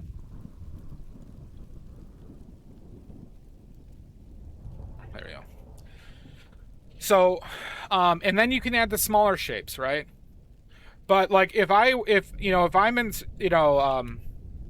was teaching you, Dolly, if you were my student, I would say, I want you to just do this for 5 or 10 times in a row. Could be different setups, but paint them in the most base shapes. In the base shapes with no, you can even forget the smaller shapes, right? You can work them later after, right? You can go back to them. I know it's gross. But once again, here. All right, you did it. Oh, I'm pissed now. Oh, I'm pissed. I can't believe you did this. I can't believe I'm doing this.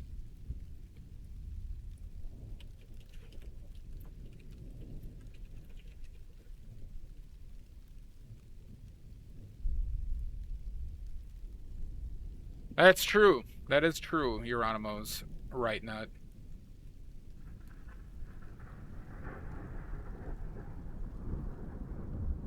Hold on, I'm getting the example. Another one of my favorite paintings. Another Sargent. That's probably going to be pixelated.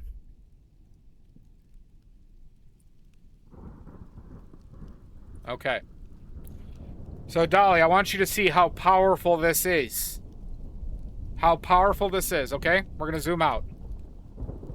Right? Looks perfect, correct? Looks like a perfect portrait. Do you agree?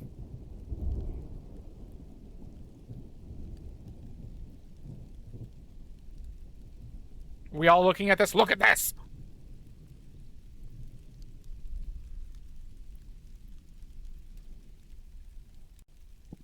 All right. And a fabulous dress at that, yeah. Looks eye. All right, now we're going to zoom in. One of my favorite brushstrokes of all time, everybody. One of my favorite brushstrokes of all time is in this painting. And we're going to zoom in to the bottom of the dress. Dolly, please explain to me what do you see here?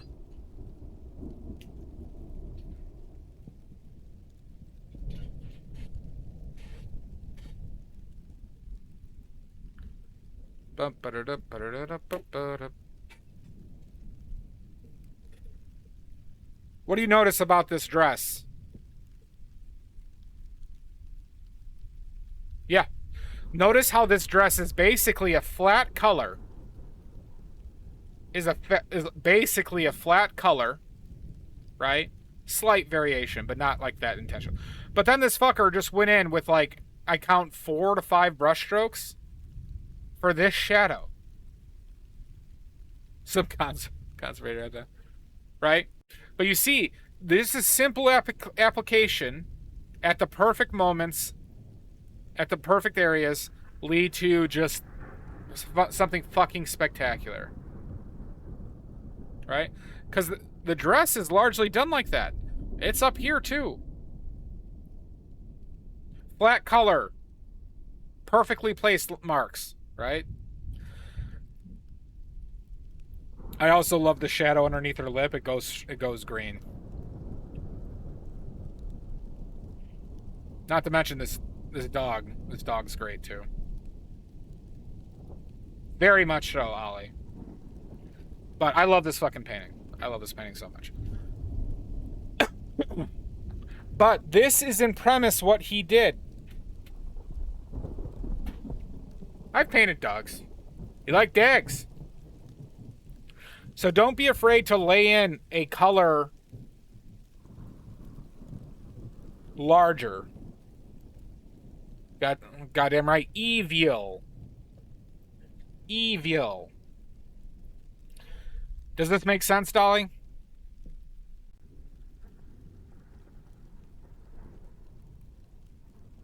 Oh, I'm perfectly fine. Fine. Makes sense?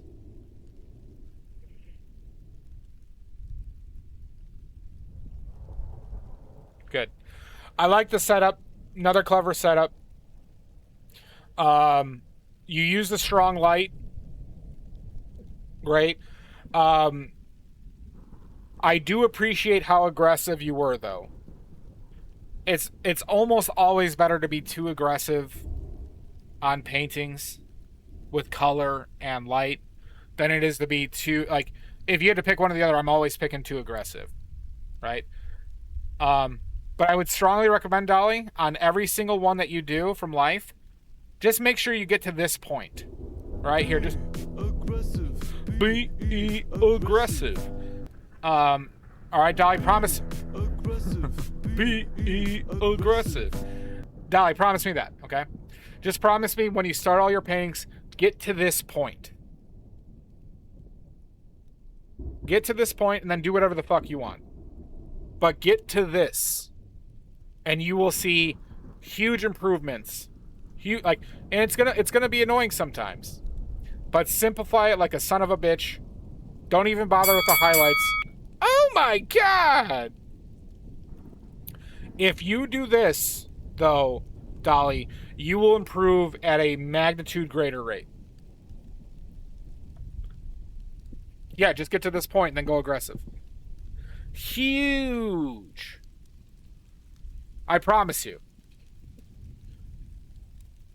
I promise you, if you just really do this, get every painting you start to this point, you will improve dramatically.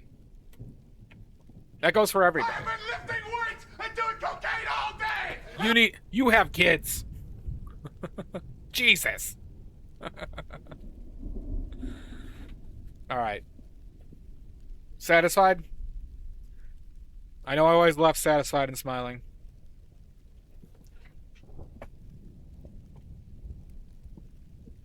The kids are the weights, yeah, I guess so.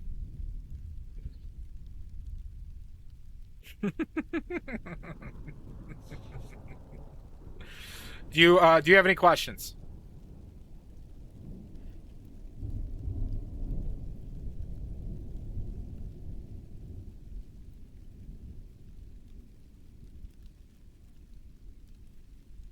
Before we move on.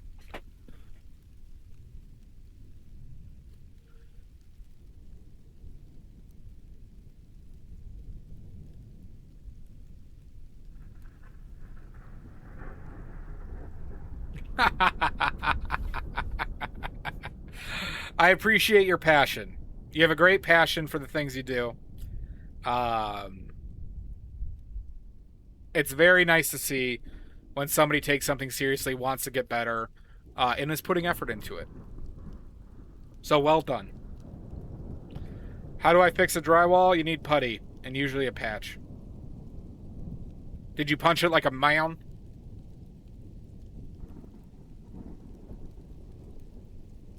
All right, Dolly. All right, go mess those kids up. And if you have follow-up questions, don't hesitate to message me on it. All right, we have silver grains next. Silver grains. Silver grains. Tonight, you. Oh my God, Gunner. Also keep going. Yeah, we're going to silver grains now.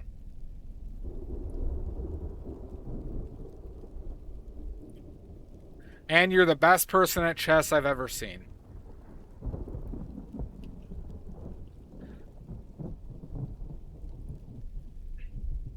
That was nice, okay. Alright, silver. Was this digital silver? Silver grains.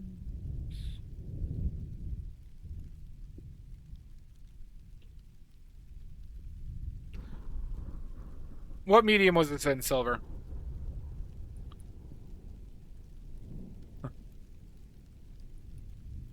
You gotta earn that. Yeah, it's digital. No worries. It's not a problem.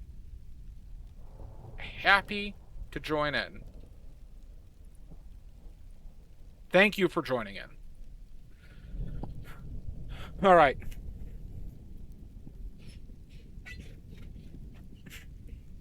Go to your children, Daddy. All right.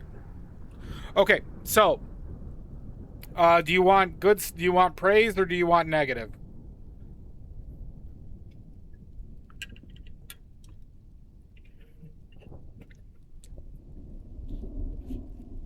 Do you care about hearing praise? I'll say that. That phrases it in a way that don't feel guilty about it. I'll tell you the good stuff. Negatives first. Okay. First off, beware of the light box that is white when painting. Right? Silver, what does white do over much better than darker colors? Right? It reflects light. It reflects light. So by putting it in a white box, you were kind of killing a lot of your areas for contrast, right? Son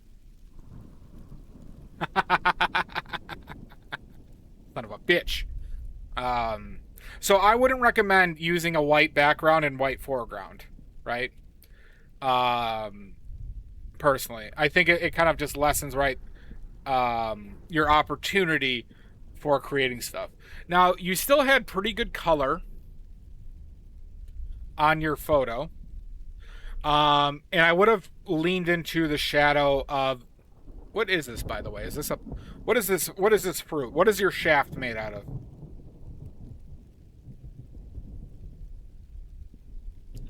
Be aggressive. Be aggressive.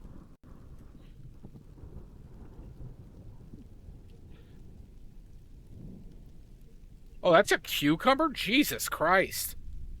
Holy frijoles. What are you feeding that thing? Alright. So what do I see?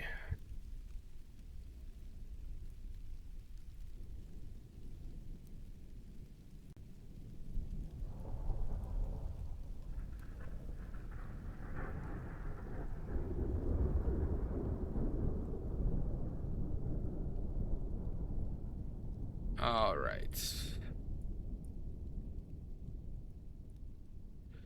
So I see, like, you know, a bit of a stronger shadow, right? Simplify it.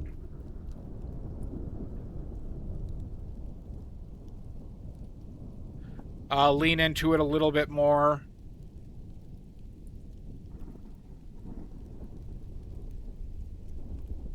Right.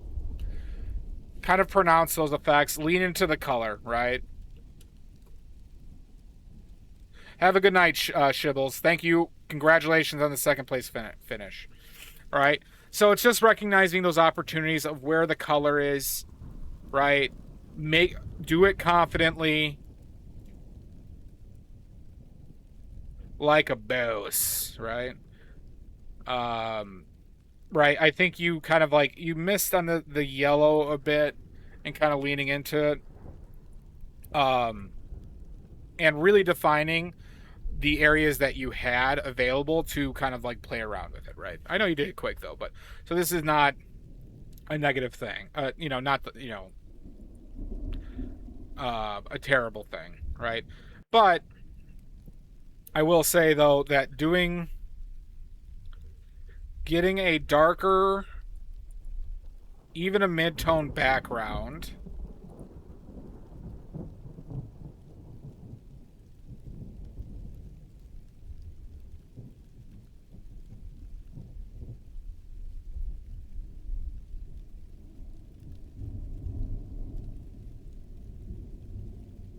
this brush works like shit.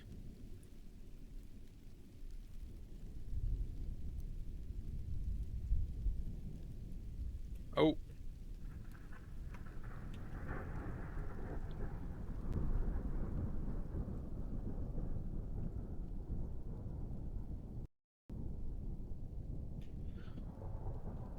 Is where I would have gone with this, because now your shadow on like what would have resulted in this probably would have been warm or warmer.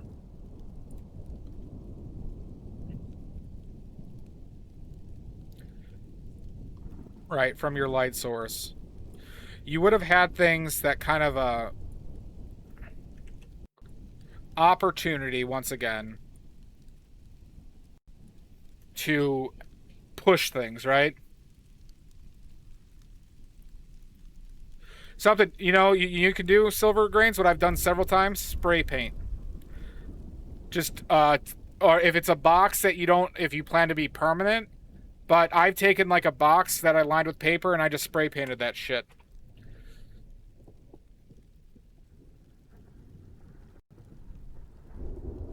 Spray paint works very well, right? Don't do it in oils though. Oils reflect too much. I've learned this now. But so now, when we have darker, how does this change what we're seeing here? Suddenly, right, the shadow of your shaft, or the dark side of your shaft, now will become more pronounced, right?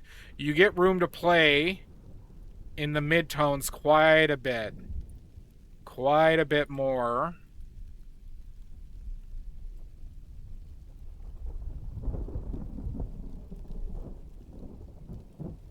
Right?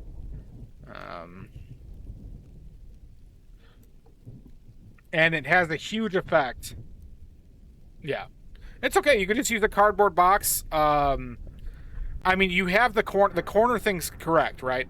I just, you know, white just white always makes it look flat because light is bouncing over everywhere. So everything's going to have usually much more uniform light, right? It's like a fluorescent room, right? That you're kind of creating. Because then if you had the light coming from the bottom right, not to mention your eggs,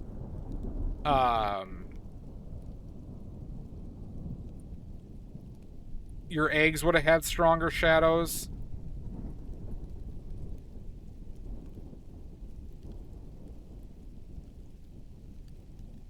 Right? That you could have leaned into the color. Right?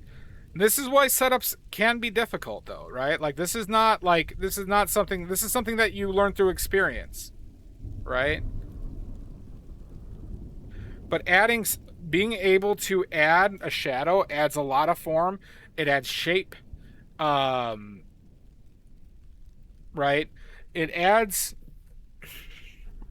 I hate the term movement when it comes to paintings, but it gives you opportunity for creative decisions. Just like in photography, Silver, right?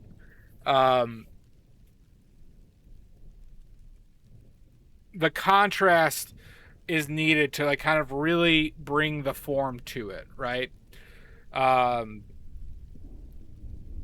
And white will, once again, give you the least amount of it. Because like now, like if we had this form of the shadow, now we could even go into like kind of these dirty greens.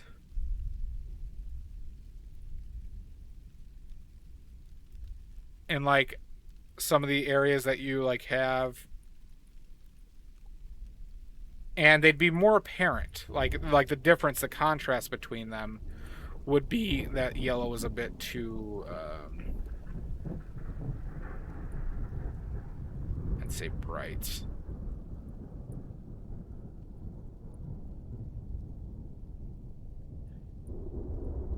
And it's just giving yourself the opportunity to do something more with something simple, right?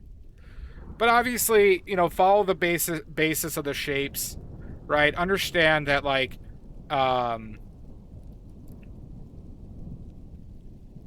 what's a good way of saying this? All of these are flexible, or all of these choices are flexible, but they begin at the setup, right?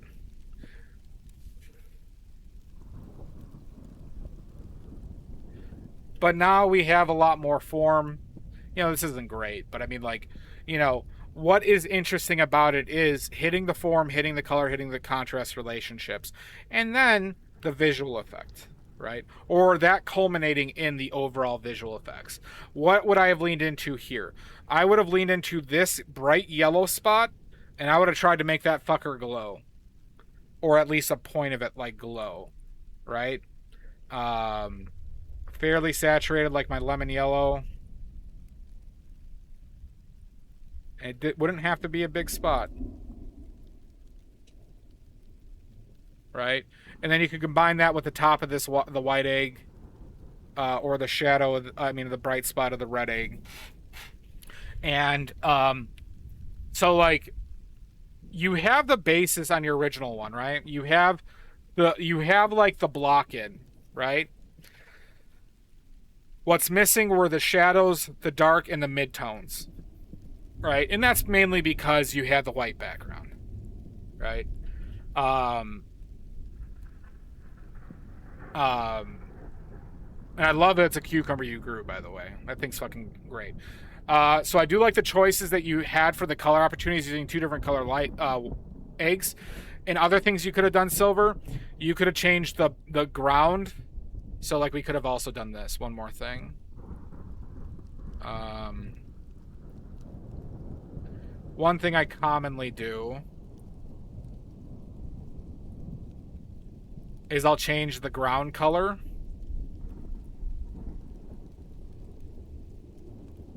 So let's say that was our box.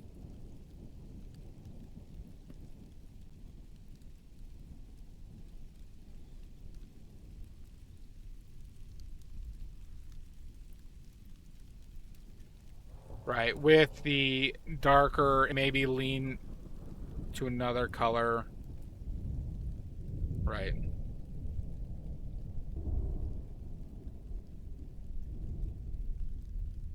Background for also some, like, you know, variance between those two, right? Uniformity kind of like will kill a lot of interesting things in a painting, right? Okay, do you have any questions, Silvergrains? I know I did a lot here. I kind of repainted over everything. But this is like, you know, how I think, you know, I'm trying to give you insight into like the thinking on the basis, right? Because what I think could have used, the, you know, the lighting made such a big a difference in how you just approach it or how you even view it. So, any questions?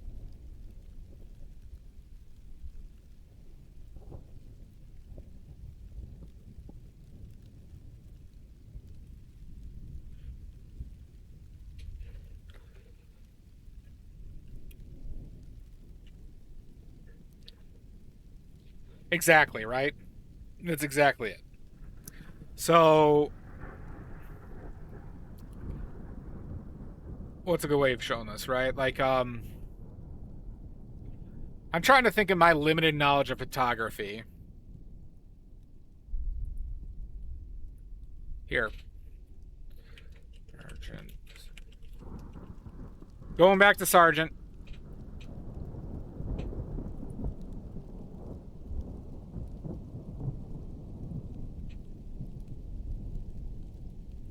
I expect you all to be painting like Sargent next week.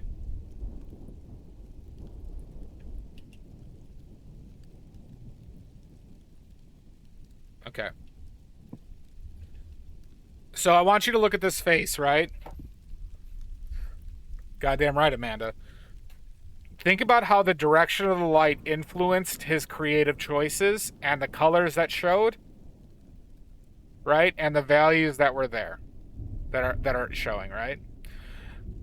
Coming from in front of him, upper right, right? Our right, his left, right? And because it's coming from the upper right, we get, right, a tonal change, right? Neutral, like making the color of his skin more neutral. But then when he gets a mid-tone, but there's also no bounce lights, right? So now it leans into the red, right? The red on his nose and his cheek and his ear, right?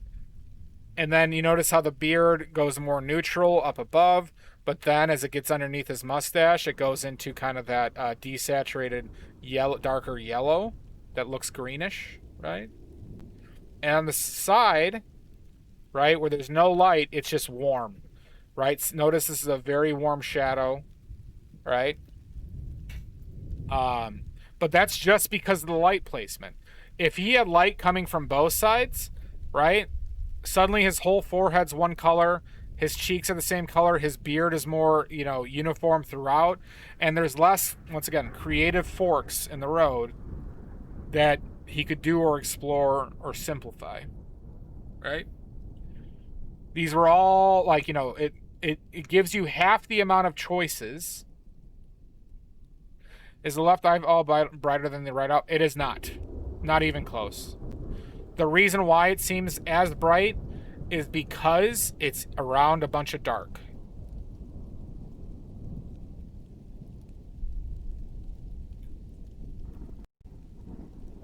Okay?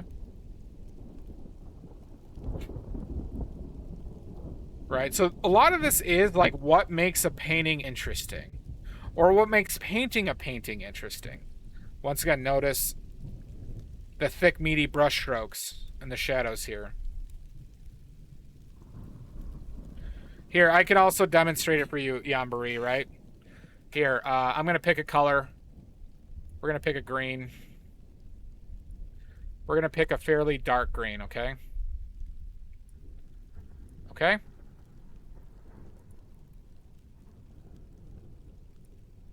All right, we're gonna paint these cheeks, right?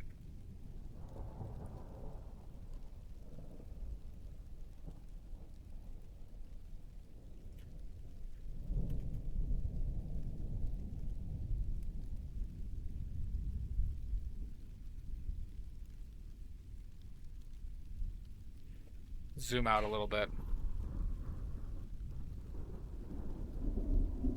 Do those look like the same green to you?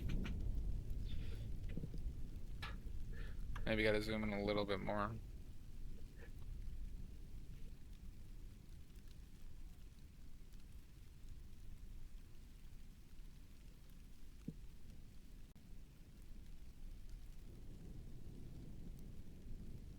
Yeah. That's what you're seeing with the eye, Yambury.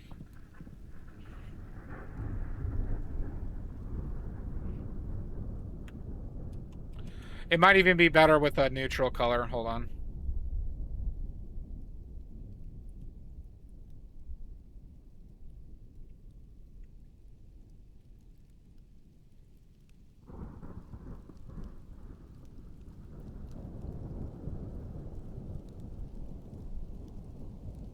There you go.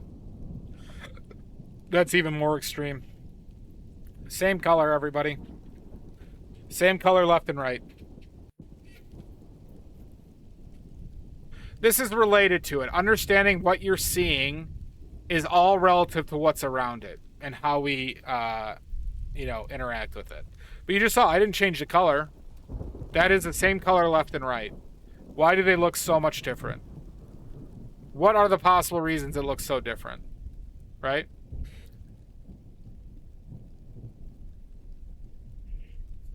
It's because everything around this dot informs how we see this.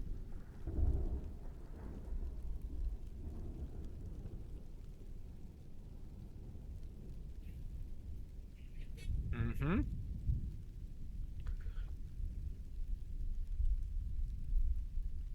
It does. This is why, you know how I say the thing I'm working on is seeing color accurately? Seeing color accurately? It's because of this. This fucking bullshit. It's tough. No. This is where you persevere, Yambury, and you become an alpha.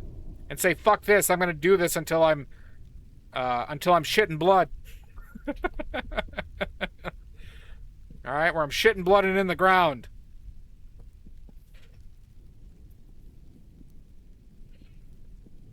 This is why we love this shit.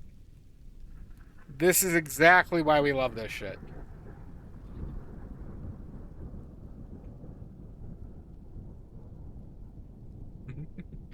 I don't think it's enough, do you? I don't think it's enough. Alright, Silver, any additional questions?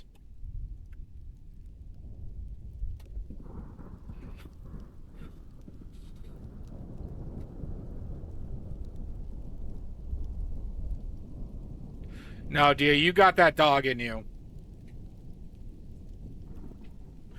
Well, like the same thing I said to Dolly Silvergrains, right? Because figuring out the setup, if you just change the setup to black and redid it, it'd be great. Do the simple shapes. Do the simple shapes, and just make sure that's the first thing you do, and then go to fucking town on it. Okay?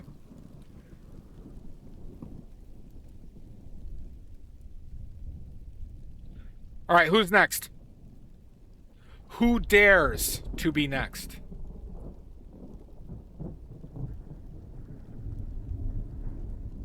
I wouldn't say it's an advantage. It's all about what you're trying to convey. I've seen beautiful once from anything. Bellatrix. It's really just like, really, to me, it depends on the colors and the lighting that dictate whether it's interesting or not.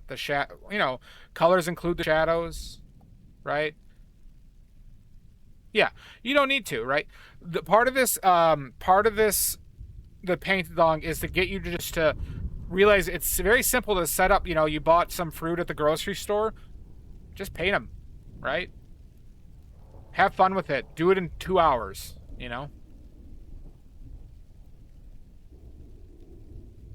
All right, Shasta's next.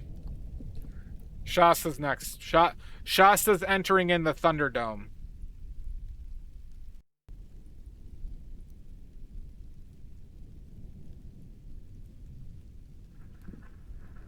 Of course. Don't hesitate to ask me questions, Bellatrix. Alright, Shasta has entered the Thunderdome.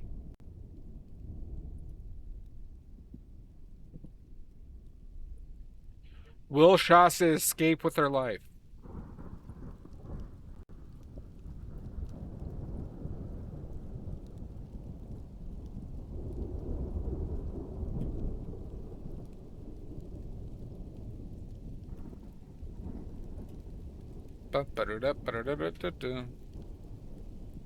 Yeah, the ads are on their way.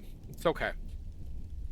Shasta, do you want the good first or the bad first? Or do you even want good? Your call.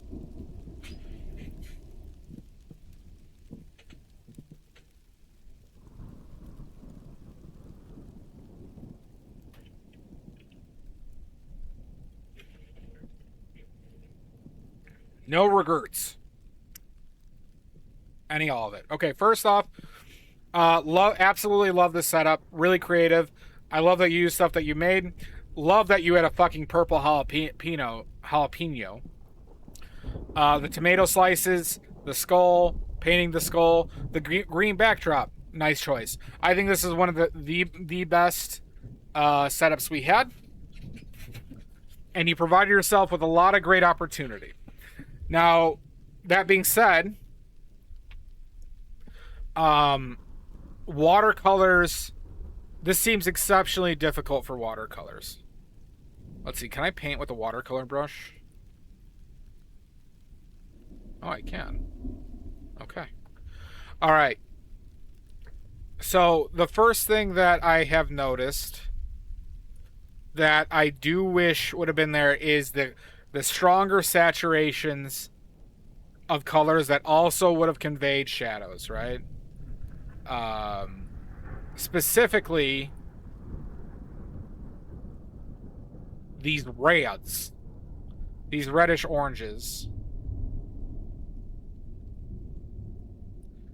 are something I would have liked to have seen.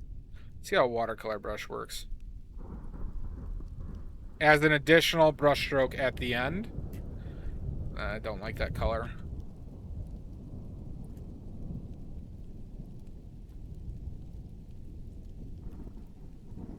You might have even gonna just use like a cad red light.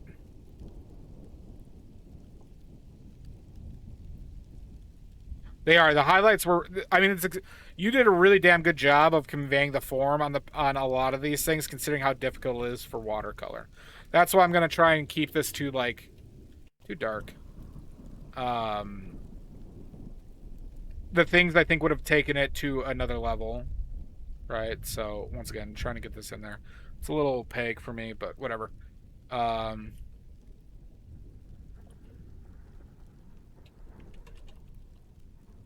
Why am I not? I guess I need to go a little bit more yellow.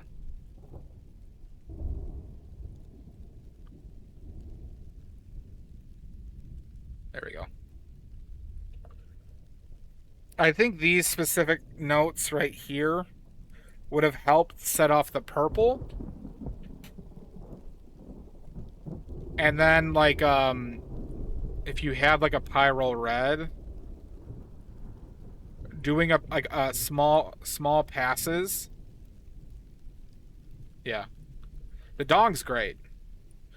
But, like, some smaller passes. And I know this is not, like, the same as watercolor, because it wouldn't seem this saturated.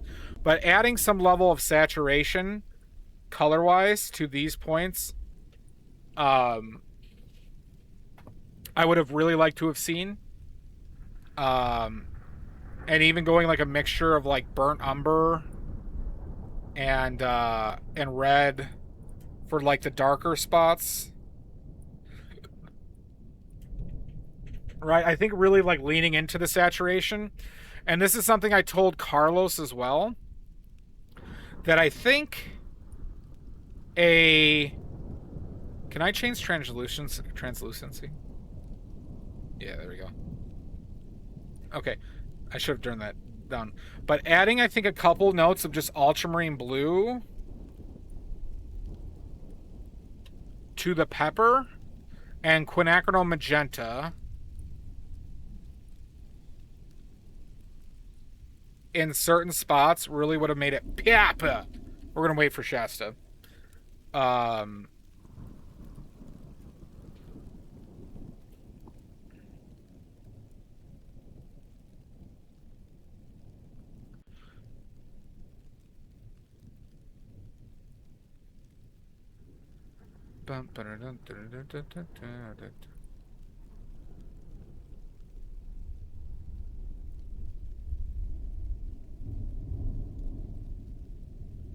Or Shasta.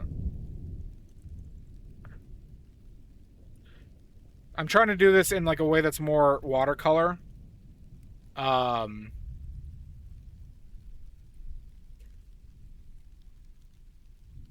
Oh, Shasta. Well, Shasta, I don't know if Shasta's in ads or not.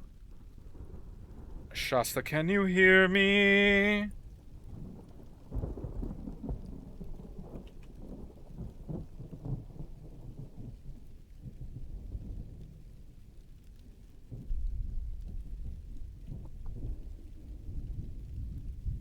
Okay, good. I thought she did. So yeah, that's like, you know, I know these are more saturated than you can like achieve or how they look, but I think those were like, I'd say adding specific points of just straight color, I think could have added a lot to a few spots.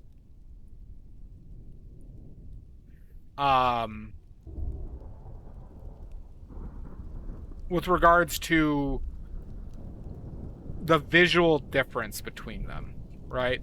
But I know, like, see, this is also coming a point of naivety at times, watercolor, because you obviously did get higher saturations at some points, but I know paper is limited. That's why I always kind of like, I like the idea of putting just a straight color over certain areas in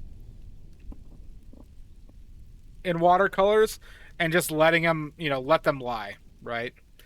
But other than that, like, you hit very clean silhouettes, which I think was great. You know what? Now I see it, I think laying down like the bismuth with maybe a touch of the smallest amount of cad red light would have like, why is it? I didn't realize it's still dark.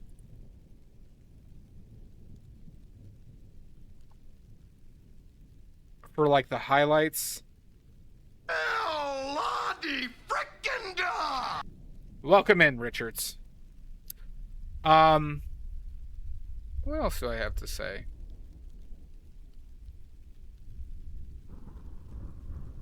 I love this setup so much. I would love to do. I wish I had these purple jalapenos to paint in person. But you hit the silhouettes really well. Like I said, I think.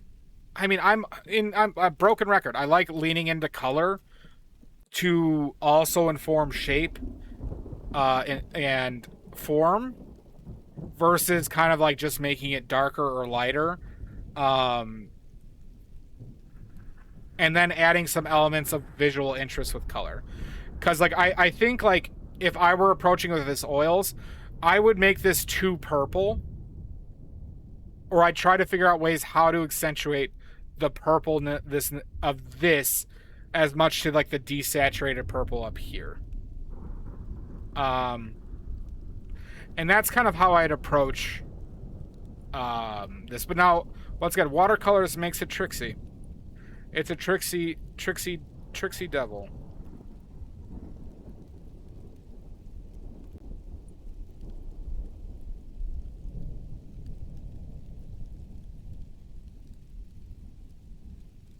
But wonderful work. Do you have any questions, Shasta?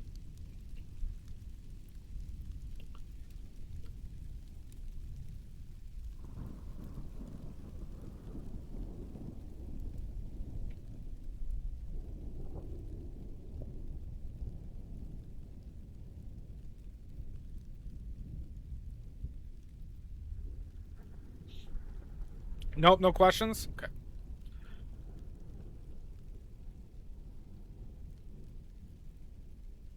It was an exceptional dong. I love it. I love this purple jalapeno. This was one of my favorites. Okay, who's next? We have Carlos still here. We have Maddie. Richards is here. And we have Yambari still left, at least. Who wants to go next?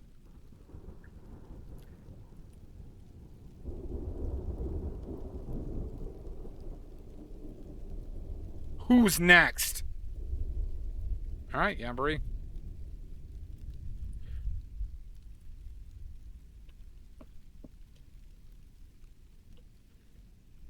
Yambo. Yambo is next.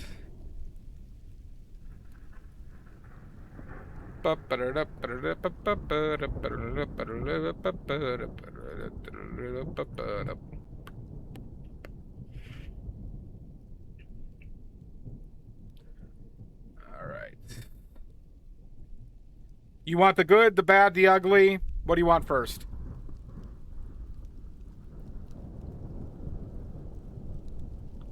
For this brutally chopped dong.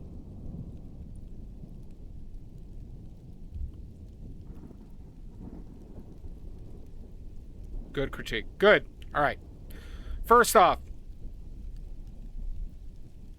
I like the, once again, leaned into the simple. Turned out well. You kept a good control on your silhouettes, which I do appreciate. You hit good saturations on a lot of the points, and I think you had like a simple plan, and you just went for it, right? And I like it. I think it's like a nice. Once I say simple, but that's not to like be meant to be degrading. Simple is good. Simple.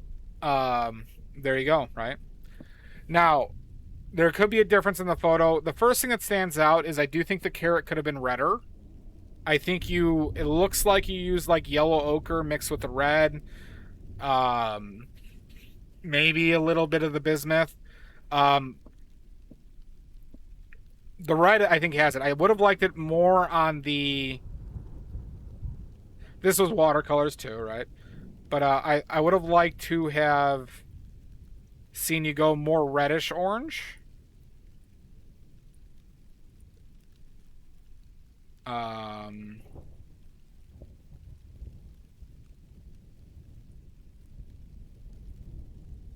Here.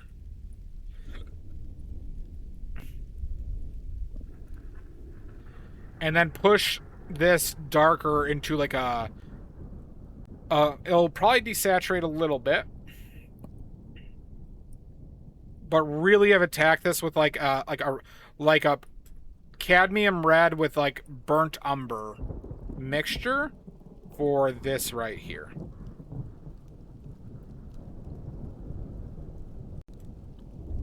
Right? Just to set off that a little bit more. Right? If you wanted to really go finite with like try to make a finer mark too, I think the bottom, let's turn up the transparency a little bit.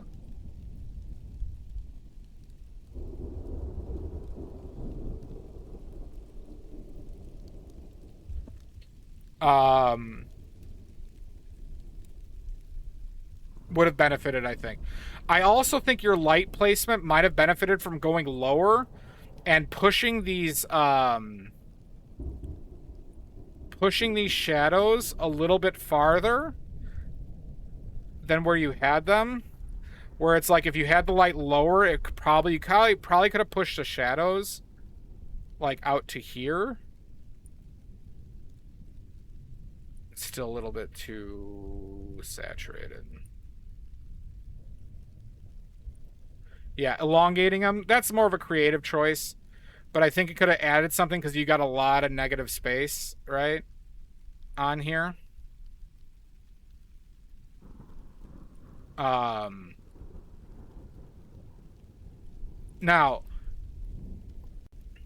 I would say the one thing your tomatoes are missing, because I think you hit really good saturation, and you could use gouache for this, or you have to plan it out, right? Like what you could have done as an option is use badly made cobalt turquoise on the first layer.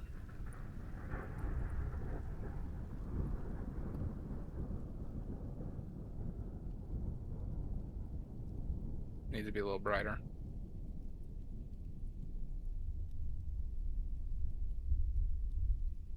On the first layer at just the spot, and use that. They are very hard in watercolor, but this might have been a way that you could have tried it to get something that... I made it too big in the first place, so let's do this. A little spot.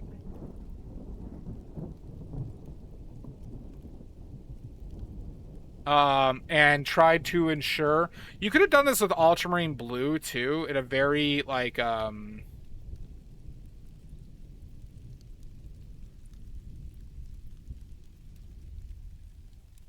on this one over here, from what I'm seeing, like you had like very transparent though, so I can't get that brighter though. I guess it would be up here.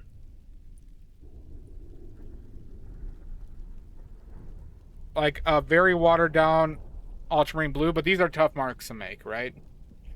Viridian could be good. Yeah, Viridian could be good. But I don't have much to say about the tomatoes. I think you hit them. I think leaning into some blue greens on your green would have benefited the composition quite a bit. And I'll try and show you what I mean by that.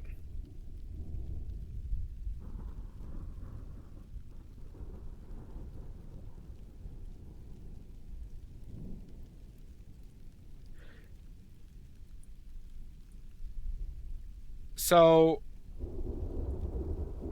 this would have been like phthalo blue. You might have just been able to use a Viridian, actually. Like if you use phthalo blue with I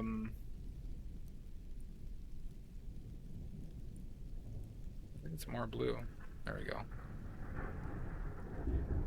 And watered it down. Of course, right? Because if you had like a desaturated Viridian, like a couple just like little points like that. And in here, like little splooches, splotches.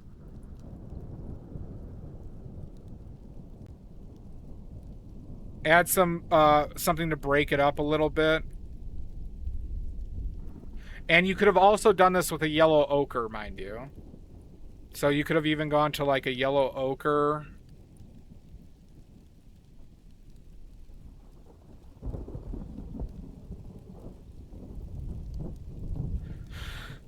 Underneath it, possibly.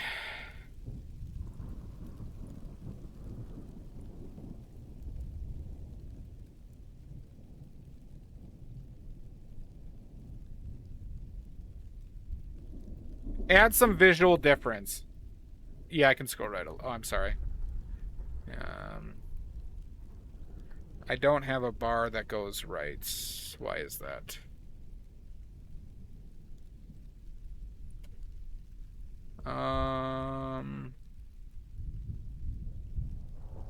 We'll just zoom out.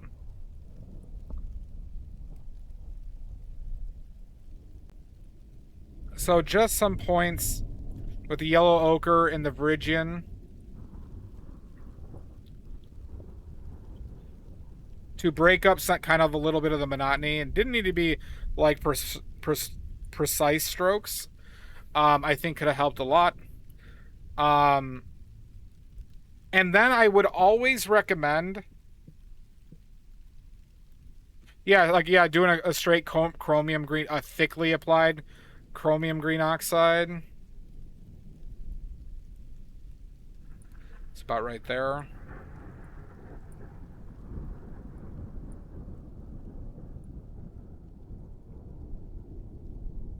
Little bits and bobs. Right? Now we got a little bit more green in there. Right? But the last thing I would say, Yamari, and this is the tough part of watercolors, I struggle with this a lot, is I probably would have started off with maybe like a very neutral, maybe purple. Right? Pretty desaturated. Transparent, but like that might be need more than that.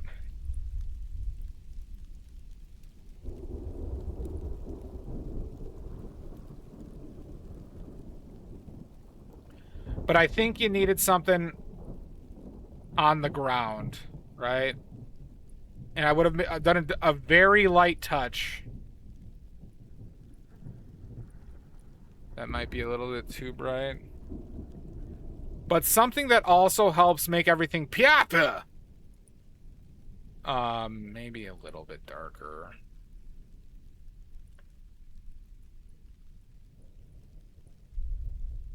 right? And you could have done this after the fact, right? Like you could have just like done it in spots, like very loosely. But, you know, obviously maintaining your some of your lines, like because I really appreciate what I really like about this Yanburi is you kept it extremely simple, and you did do confident marks, right? You just kind of did it, let it lie, and that's a big +1 for you. Okay, I don't see a lot of noodling in this, and really a lot of my critique is just like a little bits added here or there, right? But you did something simple, you went for it, and you were confident enough to leave it. Oh, you didn't use pencil either. Wonderful work. And that does stand out, right? I think like bumping the aggression a little bit in color, which I've pretty much said to everybody, right? Or, you know, figuring out how to get that highlight in there so you get a visual effect. Because one, I'd say the biggest negative I have is the painting does somewhat lack a visual effect, right? Nothing like particularly striking. It's nice and simple, but there's also like there's like the, you know, what's the big mark? What's the big contrast that you see that brings it all in, right? But I appreciate it. I like it. And I think this is something you can build off of quite a bit.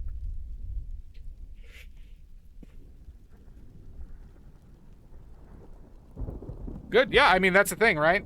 You saw how easy it was to do. Like, how long did this take you? 40 minutes?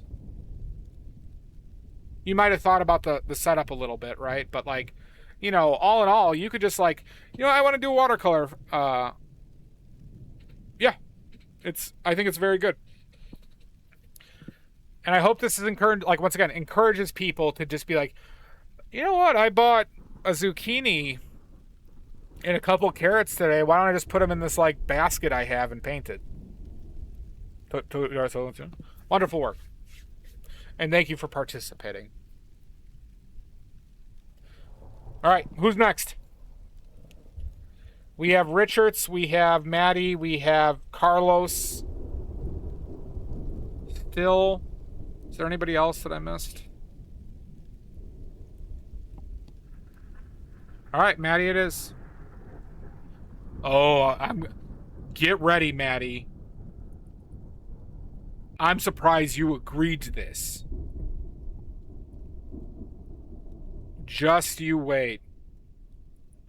Of course, Yanburi. That's part of my goal, yo. I want people to enjoy painting and get better at it if they can. Or if they want to, is a better way of saying it. Of course, feel free, Maddie. I'm not gonna rip into you. I appreciate you doing this.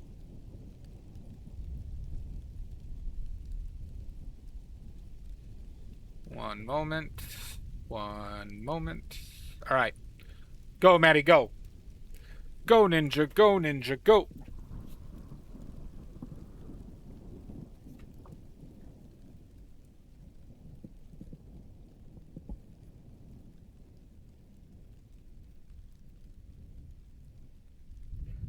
I thought about that, Dark Goddess, but you know, there's multi layers of consent.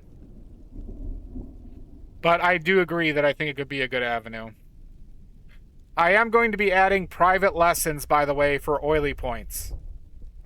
I am going to be adding private lessons for oily points as an option, everybody.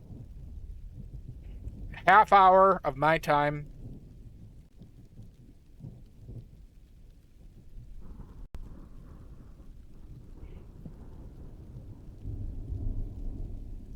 It's in the Discord, Doc Goddess. Alright, background is awful and it looks like it's sitting on a hillside. It lacks a lot of contrast and the shadows could have been better. The benefit from stronger lighting, yep. I need to wait longer between some of the colors because they blend. I don't have much of an issue with the blending together. Yep, Zach. I think we're going to do 50 oily points for a half-hour lesson. But if somebody wanted to pay me for lessons, I would do a half hour for $25. Yeah, it would be the first one it'd be just one for oily points. But if anybody wants lessons, I would do $25 for a half hour. See, Dia, you have 3 hours worth of private lessons. 3. Hey, Zach, I'm broke, yo.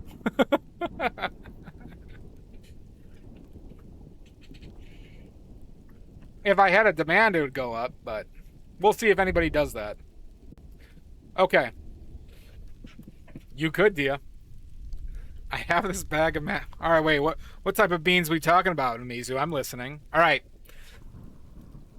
I'll explain. You know what? Here, Maddie, I'm going to take a second. If I do lessons, it would be similar to this critique, but we can talk about whatever you wanted to talk about or things that you were working on, or I can create plans for what I think you would most benefit you to improve. Right? That's how I'd approach it. Each person's unique. As you all know, I don't necessarily have a fucking system, but it's just about what do I think, your like path forward should be in evaluating and critique. We could talk about cute boys.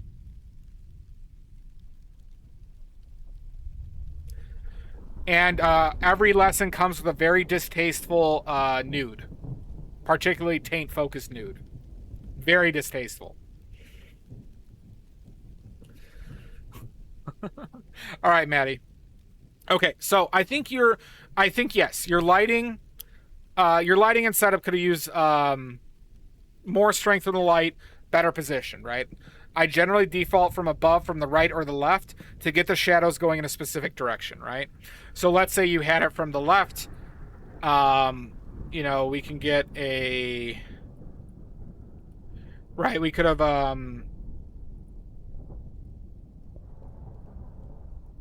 me make that darker. Right, you could have had a little bit more pronounced shadows here or there. I'll say the thing that strikes me is that, you went very red heavy on this cheese. And what happened is, all right, so here's something that's really good though, Maddie. I'll say this. You let the shit lie as it sit. You said that's what it was. That's what I did. I'm working with this, right? Ideally, I think you would have started off with yellow ochre, right? In these same shapes, and then did a thin wash of like cad red light. Very thin, right? Yeah. And that's what I kind of figured. Like, it's not something to be, ashamed about or anything. It's just that, like, a lot of this lacks form, right? So it's like, and I see you try to do some lighter areas, right? But just like a simple, like, you could even use a straight burn number, but like a simple, I don't know where the shadows are in this, to be honest, but I'm just showing you from where I'm, like, a simple application of that. And then, like, if we had the yellows, we did do a yellow ochre particularly, where you lessen that contrast difference between the white and the red, right? We would have gotten it more into a spot, right? You should not be ashamed. You did a wonderful job. We love a good potato testicles. Yeah.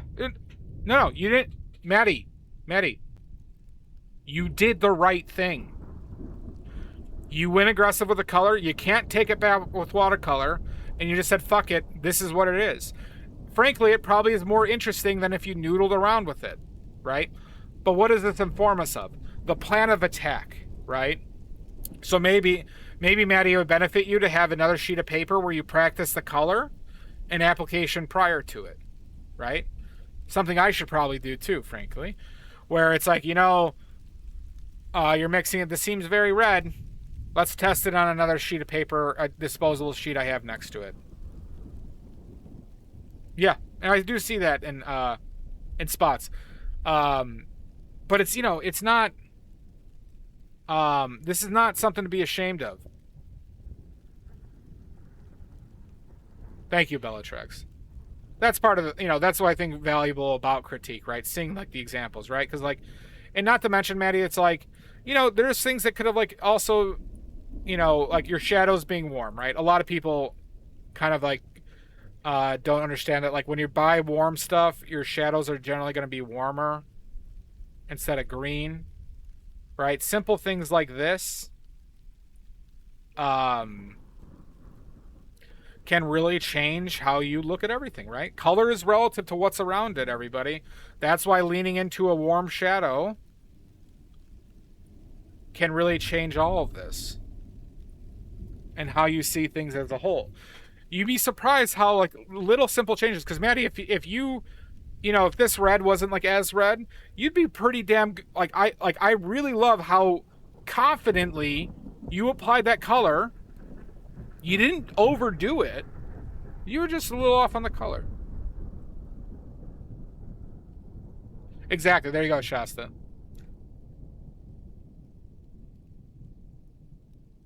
No, I always support trying traditional methods, Maddie. So like, it's and just understanding that like and this is like, common, I don't even want to call them mistakes. But I see a lot of people who kind of like live, how like Maddie, how I always kind of people talk about muddy colors. How long have we talked about people have talked about muddy colors, and I refuse to acknowledge they exist, right? Because some might say this is muddy, or, some other painters might have called their colors got muddy. And it's really just like missing the contrast, or contrast being a little off, or they didn't know how to attack something, right? But you could always salvage a color you're mixing, and understand that like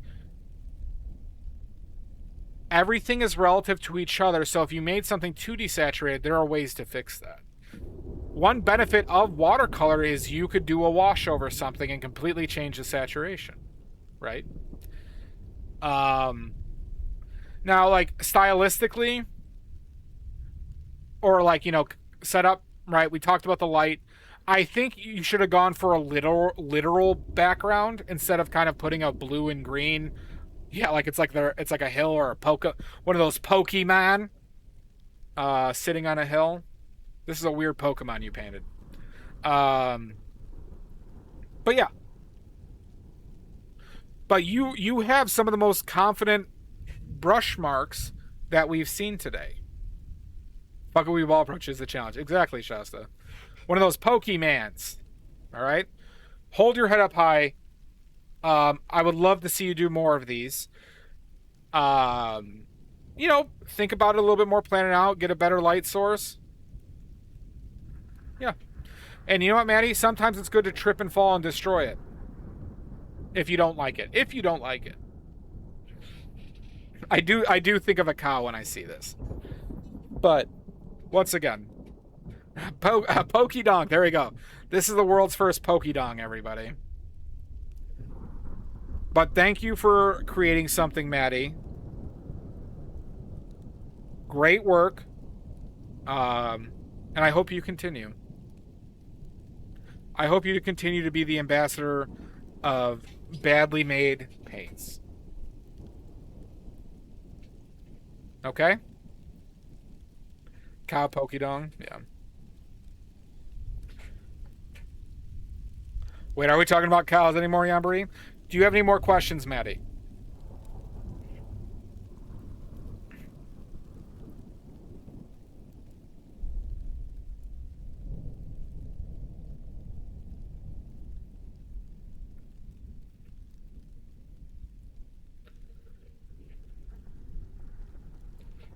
You did a great job. You certainly did. Okay, we have Carlos and Richards left. Carlos, is it going to be your way or is it going to be Richard's way? Who's going to be last?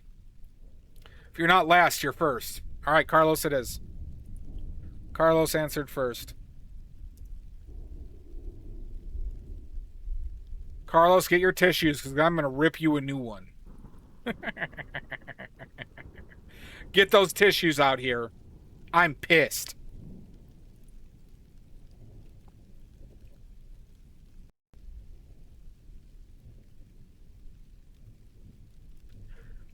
Could you imagine if I was that kind of sack of shit?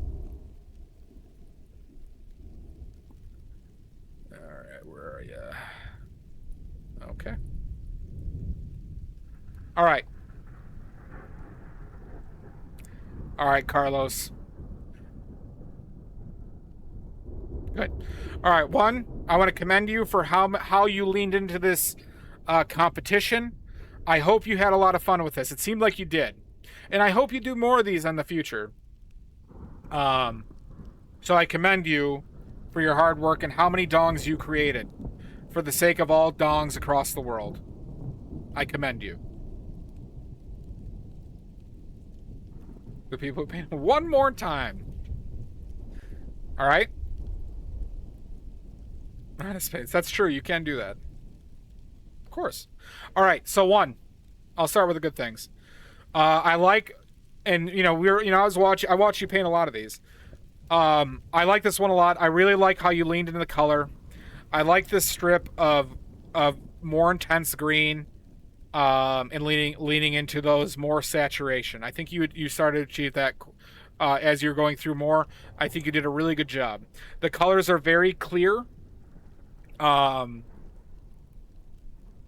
you have fairly good definitive shapes. All right.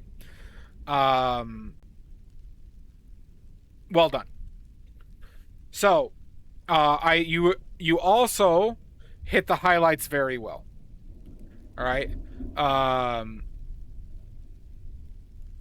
I think you achieved those very well. And you started to like play around more, like, right, going more into a Viridian blue down here. This shadow could use a little bit more at the points, right?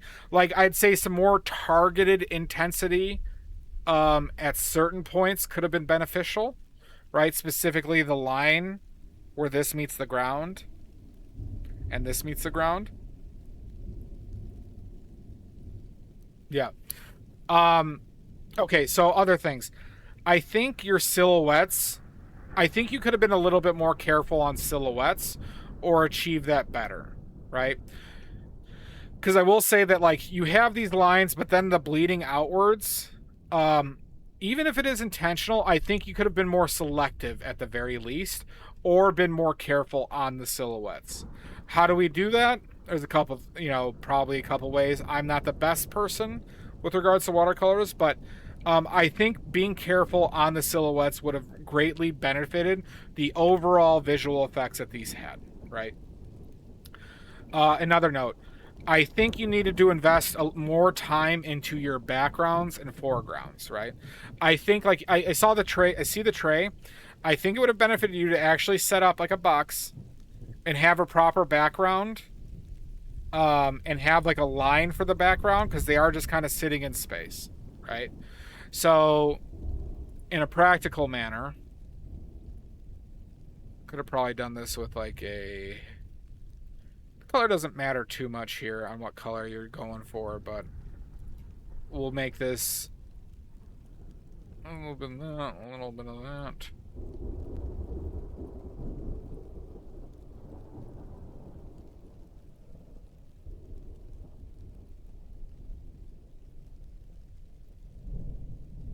This might be a little bit too saturated for this. Like, I probably wouldn't have done a saturated foreground. But just this, right, I think helps the setup a lot with, like, especially with the shadows on the ground. Like, the ground might have came out to here. Giving you another avenues for providing contrast and the visual interest. And I'm not saying this is like the worst thing, and I've brought this up in other times, right? But having the white backgrounds not to, like, does affect your color, because you do have bounce lighting in these shadows, that could also affect like the really sharp shapes that you kind of want for form, right? But I do think having a distinct foreground and background would have benefited you.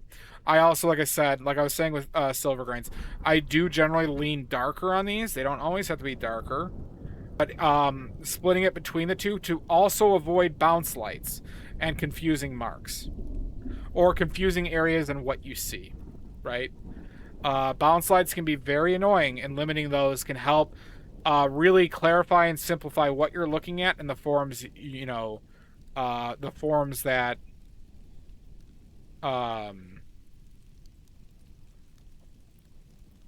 the forms that are there, right? Because like, if this was like a little bit stronger and maybe you had more of like a mid-tone in it, and then you do a little smaller, right? And you had this kind of clear change from the two, right? So it's like, and I know this is difficult in watercolors, right? Because you have to plan this. Having those clearer sections, I also think would have added to the effects, right? Cleaner silhouettes, cleaner shapes. This is nitpicky, and then the background. Any questions, Carlos? Well done, though. Really well done. I liked your piece a lot.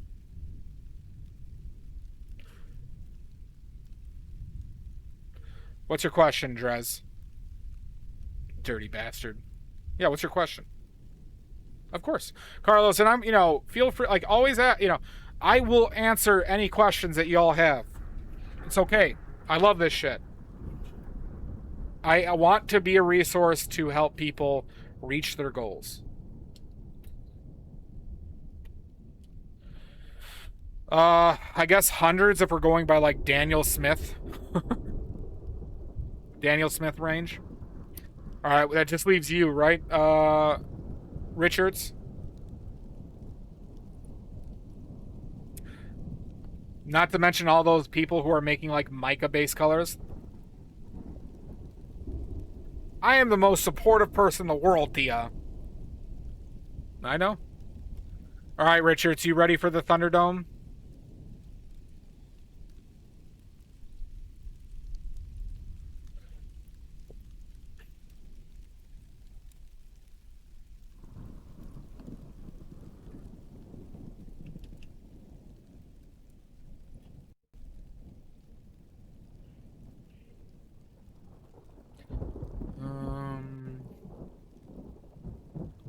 Where'd your photo go? Well, I gotta find your photo.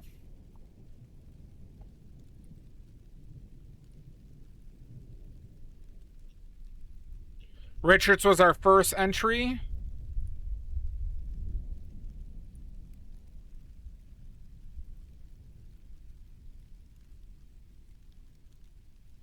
Wait, it is there. Okay, wait, why did I not see that? Have at thee! Alright, Richards, you got your tissues? Because I will make you cry. It's my only joy in this life. No, it's, Okay. First off, this was my favorite setup. I think this was fucking hilarious. And I think really fits the spirit of the competition, so well done. Well done, sir. If we're talking about, you have a decent light source, I probably would have positioned it a little bit more upwards.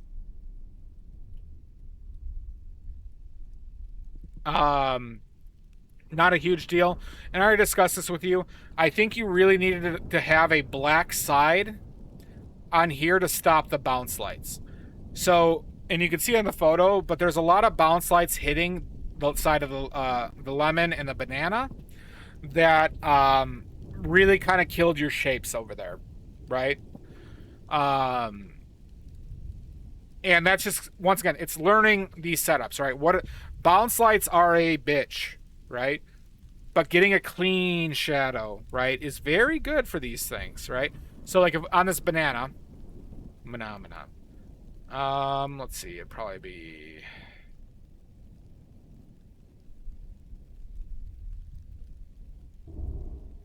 probably somewhere around there. Let's switch back to oils, my darlings. All right. But, you know, having like a... Son of a bitch! I'm not a bitch! But, right, we have a little bit of, like, the difference that we can achieve. Right? With a strong shadow, a strong base for the shadow. Right? Same with the lemon. Right? With the lemon, we could probably move it like a little bit this way. Damn it.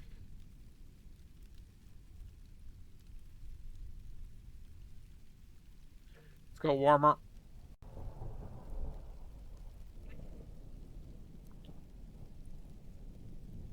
Maybe a little bit brighter. So, kind of having these clear shadows, I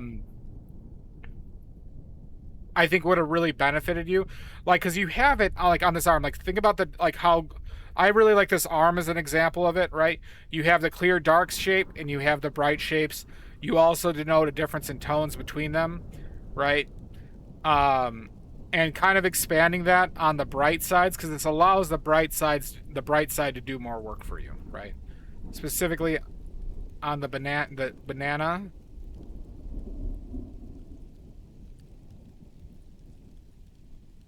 Right, being able to go bright and saturated.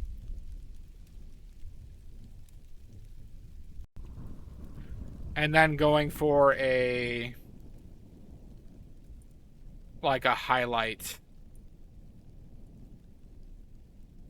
A good highlight. Yeah. I'd say just being able to have both sides of it. And this is, once again, kind of like why an angled light is very beneficial to this. Because what I'm also seeing is, like, where are the strong highlights, right? I think, like, you stayed in the midtones a lot, which is not bad. But there probably were some, like tiny marks somewhere in here, right? That when you zoom out, right, add to it, right? Ribbons. And giving yourself opportunities, once again, give yourself opportunities for the creative choices, right? It's kind of something I've been advocating for today, right?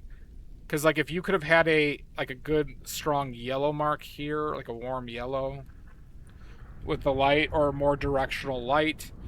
Same with the green.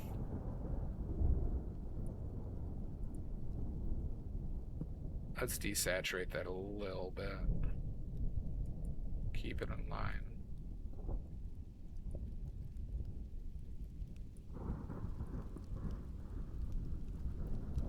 Too much still, I think.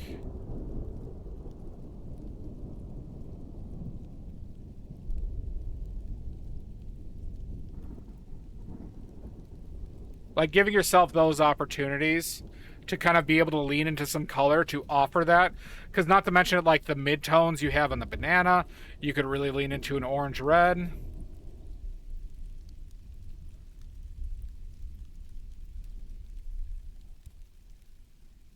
Right, and even some spots like over here.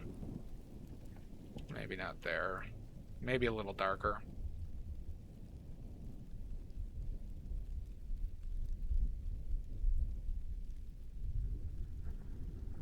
And even on spots like, you know, on the wooden doll itself. To, like, put like a little bit more of transitional notes across some of the areas. And usually those lean into a little bit more saturation, right? That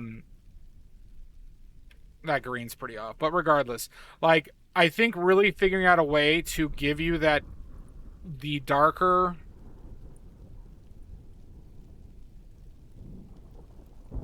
Not that. Without the bounce lights would have really helped clean up your shapes or see your shapes clearer, right?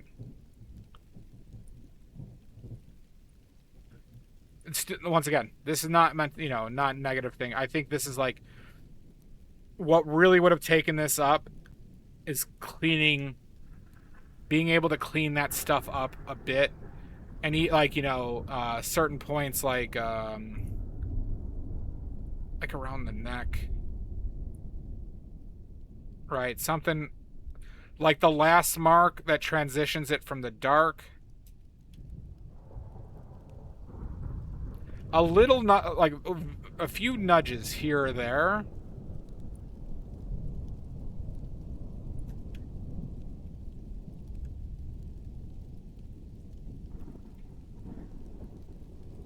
I think could have pushed a lot of this to like a very like, you got the glow to the sides, cleaner shapes, right? Yeah. And once again, it goes back to the thing is like, right, what is the simplest way you can block this in? Now, this is a more complicated piece, right? But you did a very good job, especially on the doll, of I see your shapes. I see your forms, right? Some parts get a little nebulous, but that's fine, right? I'm not going to hamper on those because I see it.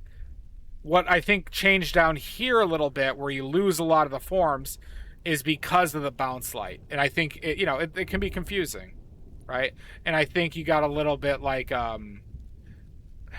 this is not meant to be like condescending, but it's like, I think you got a little confused on how to handle what you were seeing because bounce lights make things uncomfortable. Hi, Crafty Pierogi. Also, just on a color note, I think you could have leaned into the blue. A little bit more saturated in several spots. That's probably too saturated.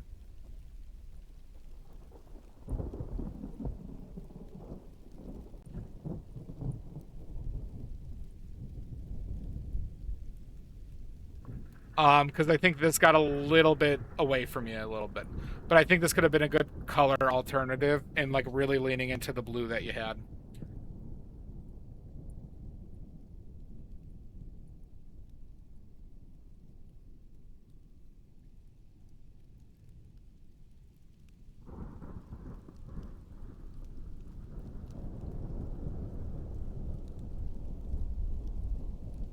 Okay.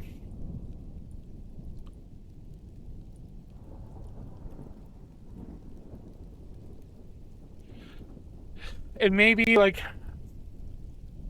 one note too, Richards, I will say on the direction of the light, I have found when you have light hit the background, I generally don't like those setups more, and I usually try and keep the light from hitting the background. And it usually means you have to block part of your light off, or angle it differently. But that's just from like a personal experience. But any questions?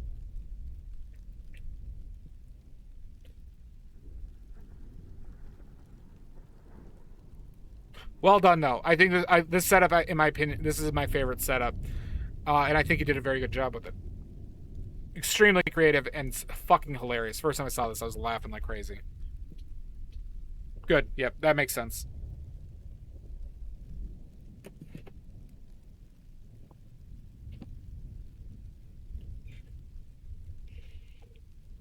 Of course. As you know, I am a resource. And remember, everybody, the most important thing is don't ever, ever betray me. Ever.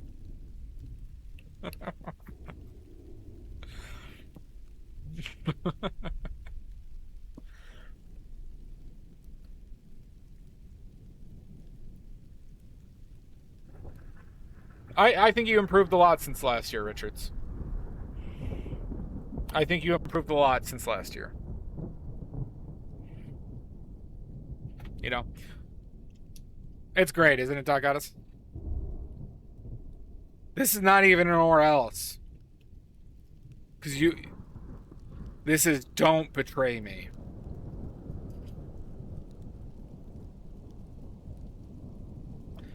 Alright. Once again, congratulate Doc Goddess on taking this year's championship. They, as it goes with all winners of the Painted Dunk, they will be selling their work for, $300,000 a piece by the end of the next year. They're on their way to becoming one of the biggest artists in the world. They already have $2 billion in prize money, or not money. 2 paintings worth $2 billion total.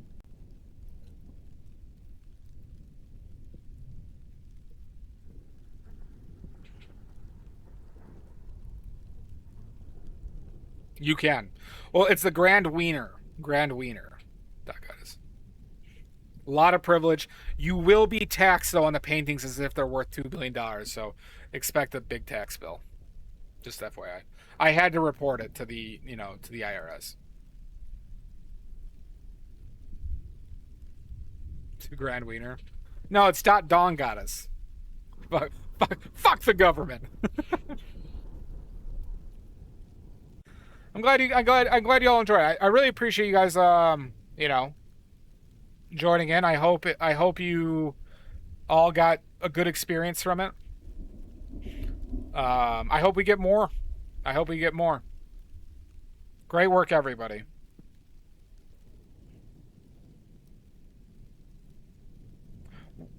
This is going to be a yearly thing.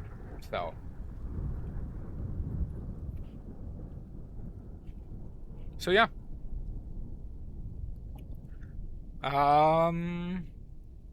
Yeah, other announcements. To the voters. Hey, you did a good job bribing, Doc Goddess.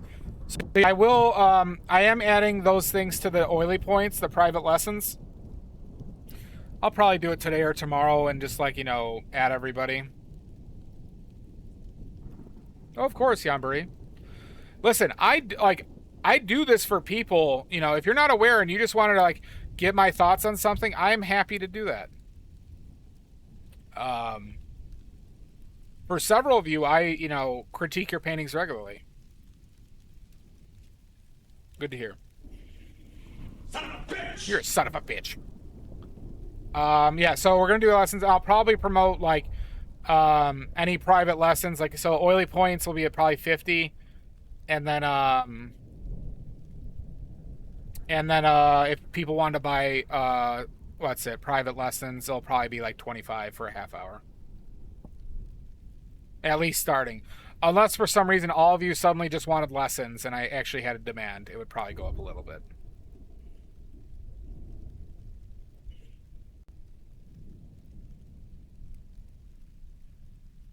Well, it's not just it can be just a critique. But if you just sent me a painting, hey, what are your thoughts on it? I'll do that. But if you wanted me to sit down, talk with you, help you formulate, like what we did here, formulate things that you could do to improve on, or things you need to think about in your setups, or other advice that I could give. That's kind of what the lesson would entail. Thank you, Bellatrix.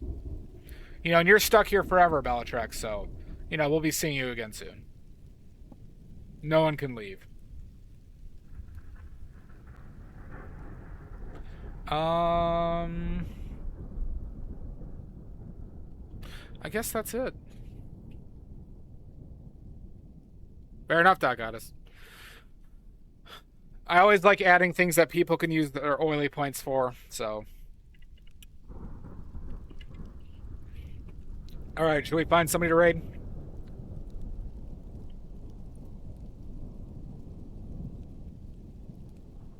And yeah, like and subscribe to YouTube. I will upload this to YouTube. I will upload this to YouTube so if people want to reference this critique again,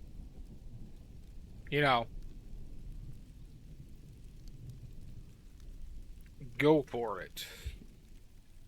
I'm a sad, desperate man.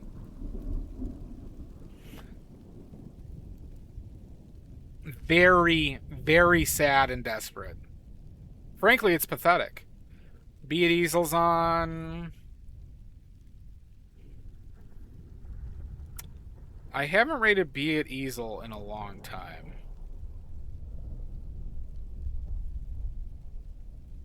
Oh, and they're doing a shop drop? Yeah. A shop drop here.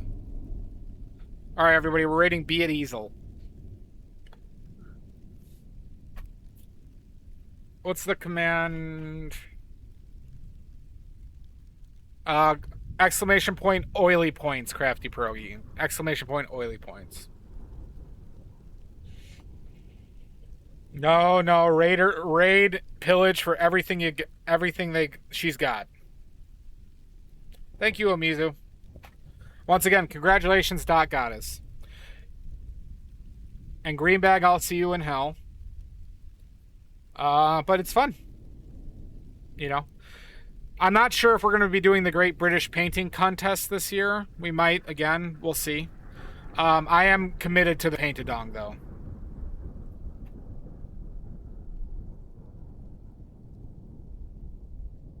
Raid message, destroy.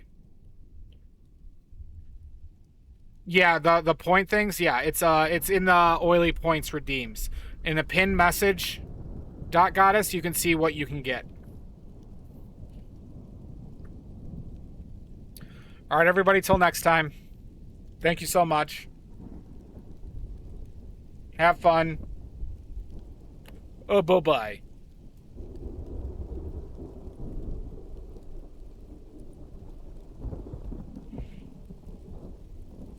Raid Andrea No Art, who is currently streaming. Oh my gosh.